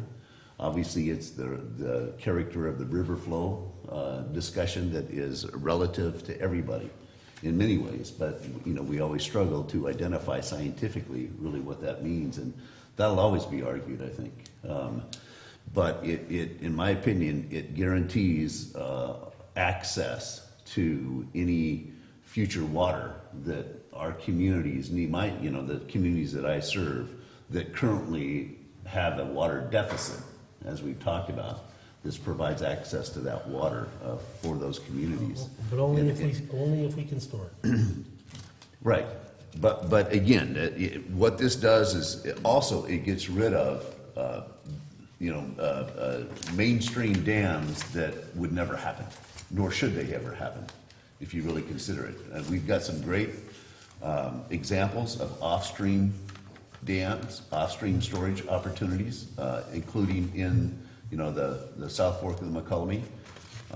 And so I don't think that we need to storage main stem, but we can divert out and store into other locations that again gravity-fed system. I know, but the language is as long as it doesn't adversely affect the free-flowing nature of the river. That language is still in here. It is. And I'm really not trying to be argumentative. I'm just saying, I mean, there's, I just want to, I feel like I'm being reasonably logical here. I think like I said, my objection is simple. Wild and scenic, this may be the best thing possible. It probably is, and I acknowledge that. But wild and scenic itself makes it more difficult for future generations to access water supply. So I think you're talking about the five provisions are very, very helpful for us, and that is what, if the fact that it's designated wild and scenic is going to keep huge Southern California water districts that obviously have over $11 billion to spend on single projects away from our river. That helps us as well. Can I finish? And that was part of, I'm sorry. No, and the other thing too that's important to me is my constituents. There's many of them that support this for good reason. And I respect their position as well. And so, again, having evaluated it, thinking 120 years or more into the future, I think this is a project that we can all live with and in many cases benefit from. This is one of those things that I recognize is going to go forward. And I don't want to, be the plug in the dike that, everybody's, I don't want people to follow me just because I oppose it. So I don't know. And you're not going to be around in 50 years when people look back at this. No, but my name will be. And your buildings will be. Well, and you know, won't be standing maybe in Director front. Davidson, I don't know if would be willing to entertain possibly abstaining, Yeah, just from the that's perspective fine. that you're not comfortable being the first out the gate. I just tell you, I'm in the And I middle. get that, I yeah. think I'm in the middle. I recognize that the work that was done, and that's kind of what I was thinking. I don't want to be a coward about it, but I want to be, I just don't want to have my name on the line that creates an impediment for future generations. I mean, for the last, 20 years almost, I've always had a vision of having, the Highway 12 corridor with Valley Springs, Wallace. We've got people hauling water from those communities, from our Jenny Lynn treatment plant. I've always wanted to have that redundant water supply, and it's important that we have it someday. And it may not be 50 years, it might be 10 years. Where that area is critically overdrafted basin that we are mandated by the state to put water into the aquifer. I mean, we have demands on our resources, and McComb Water could provide that avenue. So, I mean, perhaps as a way for, let's just say I object wild and scenic. I appreciate this document, and I probably will then just abstain. Well, Jeff, I just want to shed light that any of those areas that you talked about serving, we've had discussions with East Bay Mud in providing access possibly to our water there at Pardee or some of those areas. Recently you did? Well, I've been here for 18 years, and their answer's always been no. Well, their answer's been no for a long time, and now suddenly some of their answers are turning around yes, based on boards and makeup and different things. And so, and my point being is that makes the most sense. It does. If we were to bring water to your constituents or in that area that you're talking about, the Pardee, it makes the most sense to provide that water or downstream, kind of thing, and that's beyond the wildland scenic. Right. We have water rights Yeah. currently, so that would be a situation where we could potentially store an agreement, store our water rights, or use our water rights being stored in Pardee. Now, granted, there's a number of things that have to happen, so. Well, yeah, we all know your water rights don't mean anything unless you can hold them someplace. You have to be able to store them to use them. And right now, I don't think East Bay Mud, I don't think the Bay Area is planning on slowing anything down. They're gonna have a greater demand, just like we will in the future. So let's just, I'm convinced, I know what I'm gonna do, I don't wanna belabor it. And Catherine, I do appreciate all that you've done to help the district. I just wanna really commend everybody for working together. I'm not gonna support it, I'm not gonna object to it. Any further public comment? Any further discussion here? Oh, I'm fine. Rebecca, will you take roll? Director Strange? Yes. Director Davidson? I'll abstain. Director Underhill? Yes. President Reynolds? Yes. 3-1-1. Okay, item 7 on our agenda is general manager report. And just to clarify on item 6 there, we're preparing a letter to be sent? Okay. Yes, we are. And it'll be the same language that all of our agencies will be joining together in. Yeah. Okay. We're trying to stay on the same page with that, and that's something we discussed in camera. No, and that was discussed at Camera, and all members of Camera, just before we get to item 7, all members of Camera, we're going to go back to their respective boards, and that include Amador County, Calaveras County, as well as the CPUD, Jackson Valley, and AWA. It is anticipated that a letter, based on conversations from the representatives that were here, that a letter of support for the end results of the study. And I'm not quite sure, did we discuss and support of legislating going forward based on the study? Yes. At that time? Yeah, Okay. as part of the, two-pronged. It was all, and I anticipate, and I see no reason why, that each of those Camera representatives wouldn't follow through with that. There was no indication in the room at the time that it would. Okay. Okay, moving on to general manager report. Thank you, Catherine. Thank you, Catherine. All right, thank you. I just wanted to run through with Joel. We wanted to cover some of the questions. As you know, we're in the middle of our outreach on the proposed rate plan, and we've had a number of different town halls. Gosh, I'd begin to list them, but I think I'd miss some. Joel, you've covered a few that I wasn't able to attend, and plus many other community meetings. But do you want to kind of give us just a brief summary of the meetings that we've had in the last couple of weeks? It's kind of a blur to me at this point. Sure. Thank you. And thank you, members of the board. We have been doing extensive outreach since the Proposition 218 notice was approved by your board on March 28th.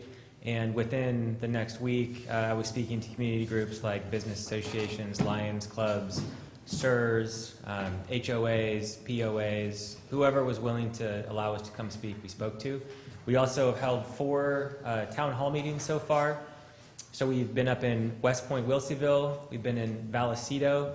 We've been just yesterday up in Ebbets Pass with Bertha. And we started it in Copperopolis when Russ was still in town. And we have a couple more planned.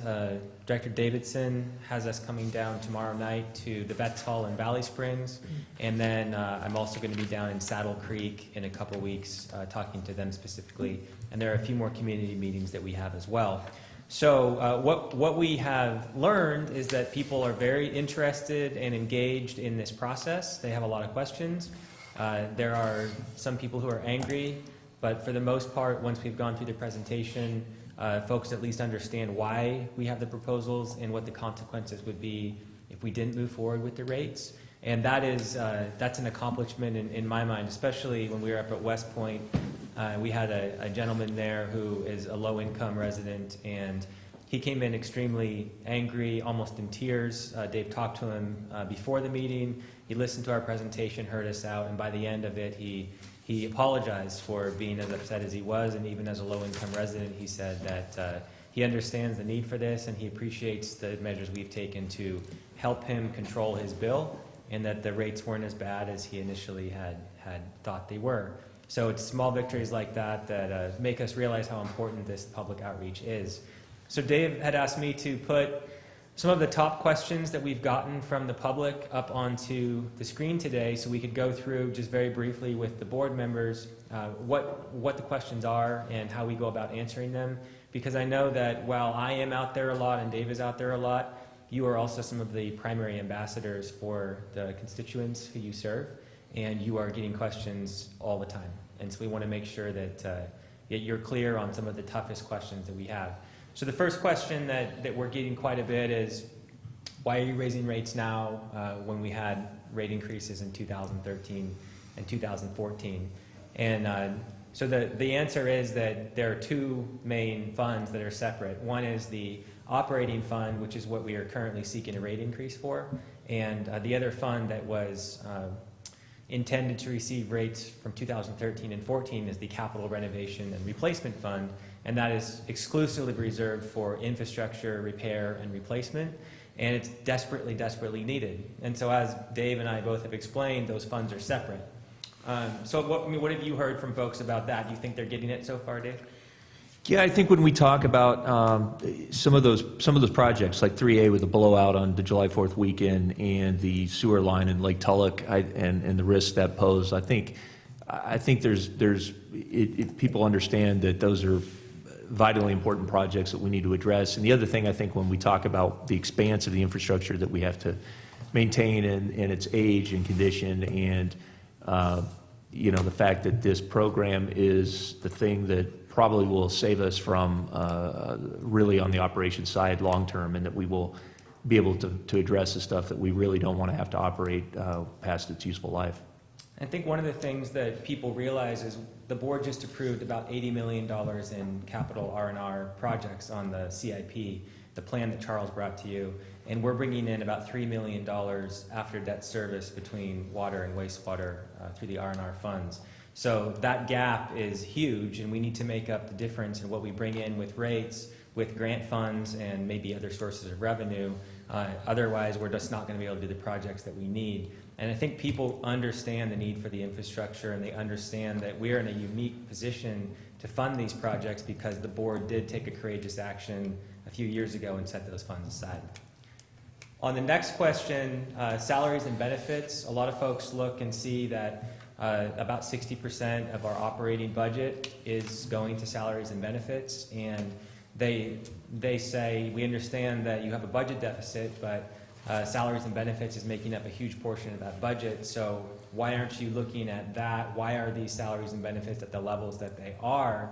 And is that something that could be addressed, or maybe you guys are making more than what you should be? And so what we've been discussing with folks is, one, we do have a very complicated system that takes real professionals and real experts to run and run properly. We have 12 separate wastewater plants and 6 separate water plants. We have huge elevation, between about 200 feet above sea level all the way up to 5,000. And it's very, very difficult to run this. And so we need the best of the best to be running this. And so in order to get the best of the best to come work for us, and not only come work for us, but also stay, we need to pay them a competitive rate. If we don't do that, what we would have is what other districts face, and other agencies, including the Calaveras County Sheriff's Office, where people come into work and they get trained, and a lot of money is spent on that training, and then they end up leaving and taking a higher paid job in the Central Valley or to the north or south of us. And the Sheriff's Office is losing deputies about as fast as they come in, they're going out. We don't want to be in that situation. We want to retain talent. We want people to spend their careers here, and we want them to be able to become experts in running this system. And in order to do that, we do offer a generous salary and benefit package, and we have to make sure that we can continue offering that. On the other hand, we also try to control costs. So some examples of controlling salary and benefit costs are, on the benefit side, in 2012, the benefits statewide were cut significantly. We participated in benefit reform. So someone such as myself coming in post-2012 has a much less generous benefits package than those who were here prior to 2012. So I have to work more years to get a lower percentage of my salary, basically. So that's saving the district in a big way. Also, the contribution to PERS, employees are picking up their full 8% of that share, which has lowered the district cost. And as new employees come in, and this is something that Dave and Jeff and I have talked about significantly, we need to continue looking for ways to potentially reduce the costs that the district pays for benefits, because if we continue offering the same level, the costs are going to continue to balloon in healthcare and retirement, and it's going to get even more out of control. Do you guys, when you give the presentation, do you talk about what the retirement used to be and then what it changed to for new hires? I think that's an important thing for them to realize, that we have done work in that regard. Yeah, they do, and that's where Joel talks about it personally, how it's, the difference in him coming in when he did as opposed to somebody before him. That's for sure. One other thing to note, we also, we really have to, I think, in my mind, one of the main reasons that we need to have talented people and we need to compensate, we don't want the bottom of the barrel people that are out there, is when we're unique in that we have dual certified employees. Traditionally, water utility that does water and sewer has siloed water and sewer operations with employees who are assigned to one or the other, and they do not cross-pollinate. We're very different in that regard. Our operators, our distribution, our collections, they all work across those systems, and that way honestly, that's the way we get away with 65 full-time employees is covering as much terrain as we do. So that's what we really have to explain is that, and then as well, the fact that we're about to get into a compensation study that will compare us against like agencies, not LA, not the Bay Area, and that will speak to how do we compare against the market, and all of that will be in public and is all something at a board level that the public can certainly come, anybody who's interested in that, and we will deal with the outcome of that. It'll tell what it tells, and we will move forward with that. The other thing that we do... Scott Ratterman, can I help you? The other, that in our existing contract, we do have the reopener for the retiree health benefit for new employees, and trying to come up with a different calculus for that for cost savings, and we expect to be into that negotiation later this year. So, Are we bringing up the fact that, how many people that we have that are on the bubble of retirement and that are at the top of their pay scale. Yeah, that's exactly the other part of it too, with 50% eligible for retirement in 5 years, and we're seeing that happen right now as we are with Mona, some of our most knowledgeable people leaving. It's, for one thing, it's an opportunity for us to advance people within so that we can, when we do fill the positions, we can fill it at in an entry level. I like to talk about the fact that those could be the jobs for your kids or your friends' kids that keep them in the community, which is a great thing, and that's why we do job fairs and things like that with our high schools. But that's the chance, and we can also reformulate positions where we most have the biggest needs so that we don't have to add headcount. You said we have 65 employees right now. What was our peak? 74? And We were up, I believe, about 10 more within about a decade ago. Can we talk, have we incorporated that into as attrition happens, we're not replacing people, we're making cuts where we can? And that's huge. I mean, Yeah, it's 10, 11 people. we do talk about that. I mean, We do that talk was about that from the last time we had yeah. I'm thinking the last time we had a rate increase back in 2011, 2012, we had the 70-something people. Yeah, we talk about how coming into the recession and around that time that there were positions that were layoffs, there were positions that were not filled and ultimately eliminated, and you know, there were real concessions. I mean, there were pretty dramatic concessions within the labor agreements. The other thing to give people the perspective that in an environment where you know, there are bargaining units, and particularly when you have sophisticated bargaining units like SEIU, and we have legal protections to allow for that.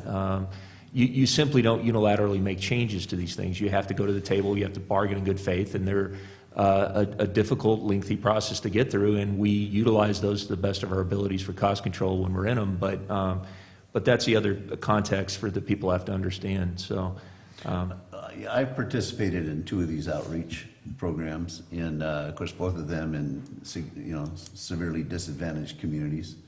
And I think that our presentations are very good. I think, though, the issue of retirement, people see, oh, another beneficiary now. Right. You're going to hire somebody, you're going to put them as a beneficiary, and now, you know.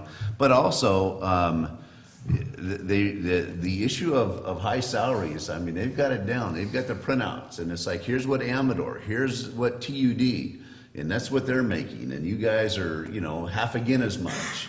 And, you know, that's a big challenge. Also interesting is this last one in Vallecito, a guy read off what the board of directors insurance benefits have been.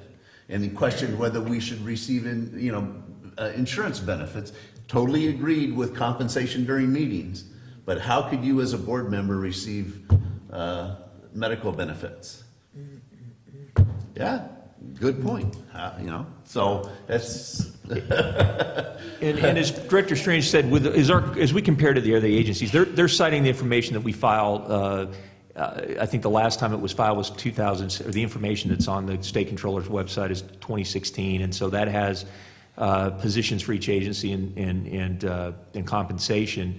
And you know what I say is, that's why if people are keenly interested in this, let's use the compensation study effort for them to really be informed, because we really need to make sure those are like positions at like agencies, and that, we're not considering things like possibly overtime pay or something like that may not be base pay. I mean, we really need to look apples to apples, but again, all of that stuff's going to be done in public. We're not going to hide any of that information, and the board will, will deal with it accordingly. So. But one of the things that Joel and Dave are facing is there are people who are out there distributing completely inaccurate information. Oh, yeah. Yeah. That one down in Vallecito was maybe good. I didn't see that one, but I personally, know about people standing there and distributing those bad pieces. And Joel has said, will you talk to me? Let's clear this up so that we won't be giving out this misinformation. So that's another part of it. You mean the $300 a month increase? Yeah, I mean, as simple as the number of employees that we have. Yeah, that's one that's commonly inaccurate. So what we're going to do is provide the information we're talking about today. We're also going to put this on our website with kind of a Q&A to try to address some of the most common things and I mean, at the end of the day, some people are going to disagree with us and oppose the rate increase, and that's totally understandable. But we want to make sure that there's at least accurate information out in the public discussion about it. There's, I spoke with Joel early in the day, and I don't know if you looked at that white paper that I told you I looked up, but I Googled, water rates or something like that, and I came up an article from the Pacific Institute, which is out of Oakland, but pretty informative article, and it talks about, the new normal and what the deal is, and it's basically the exact same program that we've put together here, and it's very, very similar. Aging infrastructure, decreasing demand, which is, something that people don't recognize. You have decreasing demand, that is our income source. It's an issue, and it's important that we say, that we make people understand again that, while we don't have a water shortage, we don't want you to waste water, but, we do want you to enjoy, it's one of the great things about living in a county that has water resources, but there's also, and it's worth reading, it's worth going through that. It's a new normal and water rate basics. It's probably 14 pages, but it's very informative, and it really echoes, the issues that the entire state, the catastrophic wildfire or climate change and weather pattern changes, those are all affecting, the industry. The regulation changes, it really breaks it down well, and I think it's something that we should take a look at and perhaps add it to our campaign, or at least have it on our website. I think it echoes, and it's a group out of Oakland that put it together, but I think it's worth taking a look at. Yeah, this Pacific Institute is, very, very good. They were very Well thorough. respected. Yeah, That's probably Heather Cooley, who's a friend of mine from the Water Leader Program years ago, who wrote that. Yeah. Another point that the fellows or the gentlemen are bringing up is the population of Calaveras County. Think about what's happened to us. We were in, what do we have? 51, almost 52,000. We're down to 44,000 people. And so, of course, that directly impacts our revenue. Yeah. My statement in a joking manner has been that when we increase our population by 500,000 in this county, in particular with our ratepayer or our customer area, then I could see costs going down. Yeah. Well, the reality is, none of us want to do it. I think that's, that's what I try to tell people. It's like, why would I do something that's going to, literally anger every single person that I know? I think that all we can do is go forward with the information. I liked, the packages that we're putting together. In this, also in that Pacific Institute report, it talks about how much the general public knows about what its water rates are. We've all had somebody say, we live so close to the water, why does it cost so much? Exactly. People have to take the time to try to understand it. The vast majority, they say in this article that there's about 4.6% that say they actually understand how their water rates are developed. I'm surprised it's that much. And over 80% that have no idea, no clue. Yeah. And that is a very difficult task to get over. This exactly, last night after the town hall, I spent some time chatting with the publisher of the Pine Tree, and he had some great, his comment was, you've got to bring forward the information in an understandable way for people about what the regulatory cost, how that impacts you. So everything from your staffing cost across the board, what percentage of that is attributable to the state and federal permit requirements and everything else. And that's a great idea. That's exactly what we need to do. We need to make it very easily understood. It could be as simple as putting it in pie charts or something like that, and then I've having that as a bill of for 18 years. I really have. Yeah. And part of it, the slivers are the things that people want to talk about. How much does your water cost? Which is, really what our water costs are: regulatory fees, licensing, that sort of thing. Director's cost, that's another sliver of the pie. People are talking about the nickels when they're forgetting about the dollars. Staff, retirement, health insurance. It's the bureaucracy. Yeah. Electricity. Those are the big numbers that people don't even realize. Yeah. I've got about 25 more minutes before Let's get on with the... So we will send you links to this Q&A once it's on the website, so you can refer back to that with conversations with constituents. Thank you, Joe. All right. And just lastly, I just want to note, I think we had a really successful trip to D.C. in our advocacy efforts, beginning with the NWRA, National Water Resource Association Conference, that President Ratterman and I attended, and then we spent a day with Aqua, the leadership of Aqua, President, Vice President, Executive Director, and others to lobby, advocate on behalf of primarily on the forest management issues. And we ended up having a meeting with Kyle Weaver, who's Paul Ryan, Speaker of the House, his principal consultant on water and energy, and we met in the speaker's chamber. It was pretty cool. I mean, you literally were we're sitting in the waiting room, and there's Paul Ryan's office as we're coming in, and to talk about what happened with the omnibus spending bill and the legislation that got rid of the fire borrowing conundrum for the Forest Service, and what our next steps are going to be on this. And we're really just taking off on this. It's pretty impressive to see where our water community is and other stakeholders, and really gaining momentum on trying to push legislation, state and federal, to make things happen and improve our forests. So really proud of that.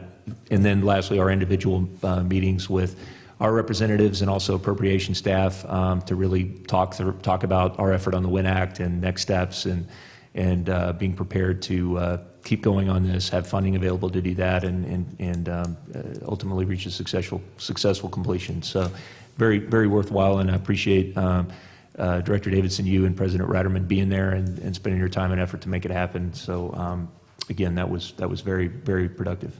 And that's all I have. Thank you. Okay, moving on. Thank you, Dave. Appreciate it. Board reports, information, future agenda items. Let's start with Terry. As I mentioned before, the proposed rate meetings in two communities, West Point as well as Vallecito, very productive. A lot of fun, and I'll keep it at that. Director Davidson. Just a couple things. I also want to discuss the DC trip. I thought we made great progress in a couple days that we were back there meeting. We met with Congressman McClintock and Congressman Garamendi. We met with the Department of Appropriations staff, Senator, God, I can't think. Feinstein's top guy. They seem to be coordinating with each other, the gal from Appropriations and he, to make sure our language to continue the Bureau of Rec study on Maloney's was going to go forward. Our meetings with the Assistant Deputy Secretary of the Department of Interior, Austin, I forget what his name was, but certainly it was a great meeting. The guy knew the area well. He had recently been to Maloney's and seemed to recognize what our need was and how it would benefit the state as a whole. So I think we made great progress, and it was another great effort from our consultant back there, Mia. She put us in front of the right people that were all focusing on our issues, and I really thought it was one of the most productive meetings, couple of days that we've had in DC since I've been going. So I appreciate that, and also looking forward to tomorrow. Can't hardly wait. I do feel a little scratch in my throat.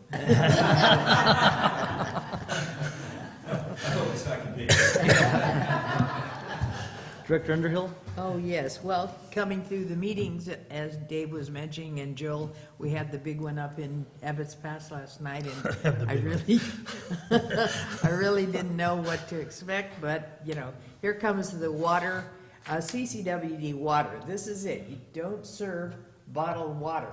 You have to give them the product and cookies, and they were fine. It was, had a couple, you're always going to have some disgruntled people, but they went away, not, their minds weren't changed, but they couldn't get any backing for how upset they were about the water rates, and that's the way it is. And so I was thinking that I had gone, the last time there was a rate increase, I went to every one of the meetings.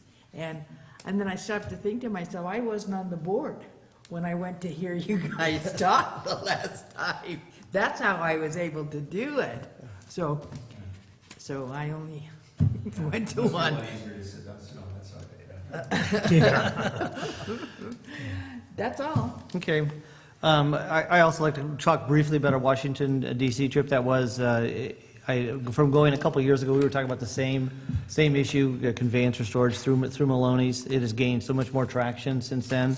The reclamation study comes out in July, it's supposed to come out in July, maybe shortly thereafter. And we're really looking forward to what that says. Everybody that we saw, McClintock, Garamendi, Department of Interior, Feinstein's office twice during the week, that everyone was aware of what was going on, and seems to be in favor of this idea of exercising our water rights for conjunctive use, possible ground recharge downstream. Fantastic idea. The other opportunity that would be is a backup redundant system for the Columbia air tank facility. Again, it's storage or conveyance through Maloney's for great beneficial use. And everybody we talk to seems to be in favor of it and be behind it. It seems to be a great idea, and I think we're going about it the right way. And our efforts will continue. I'd like to talk about camera meeting this last Wednesday. I talked about it briefly. It was mostly about AB 142 in the study, and it had come out just that morning. Gene Mancebo from AWA made a great presentation, educated himself very quickly on all the ins and outs, but then again, the final provisions that were outlined in it were the same provisions that we had been talking to, and that was a great collaborative effort with our entire community, and in working with Catherine from Foothill and all of the water districts in the two counties together. It was a lot of time, I think a lot of billable hours for attorneys for each one of those groups. I think we see that in our secretarial our billing this cycle. There was a couple chunks from Matt's firm, who's very, very big on water rights. We do coming up. We do have a meeting. Mountain Counties has a meeting Friday the 18th. It's going to be in Auburn. Excuse me, October? I'm sorry, in May 18th. Oh, okay. And that's all I have. Our next board meetings are here Wednesday, May 16th, and then there's a regular board meeting, and Wednesday, May 23rd, our regular board meeting. That's our public hearing on proposed rates. We are going to go into closed session here this afternoon in a few minutes, and it's 1, 2, 3, 4, 5 items we're talking about. Conference with real property negotiators. You can just announce you can just say 10A, B, C, and D. You don't have to read every one of them. Okay, 10A, 10B, 10C, 10D, and 10E. That'll get us into closed session real quick. And any public comment on any of the closed session items? Okay, let's go to closed session. Thank you. Joel, I have. Yeah, baseball or? Yeah, baseball practice again. And it's brutal. Last night we lost 37-5 or something. These kids just like.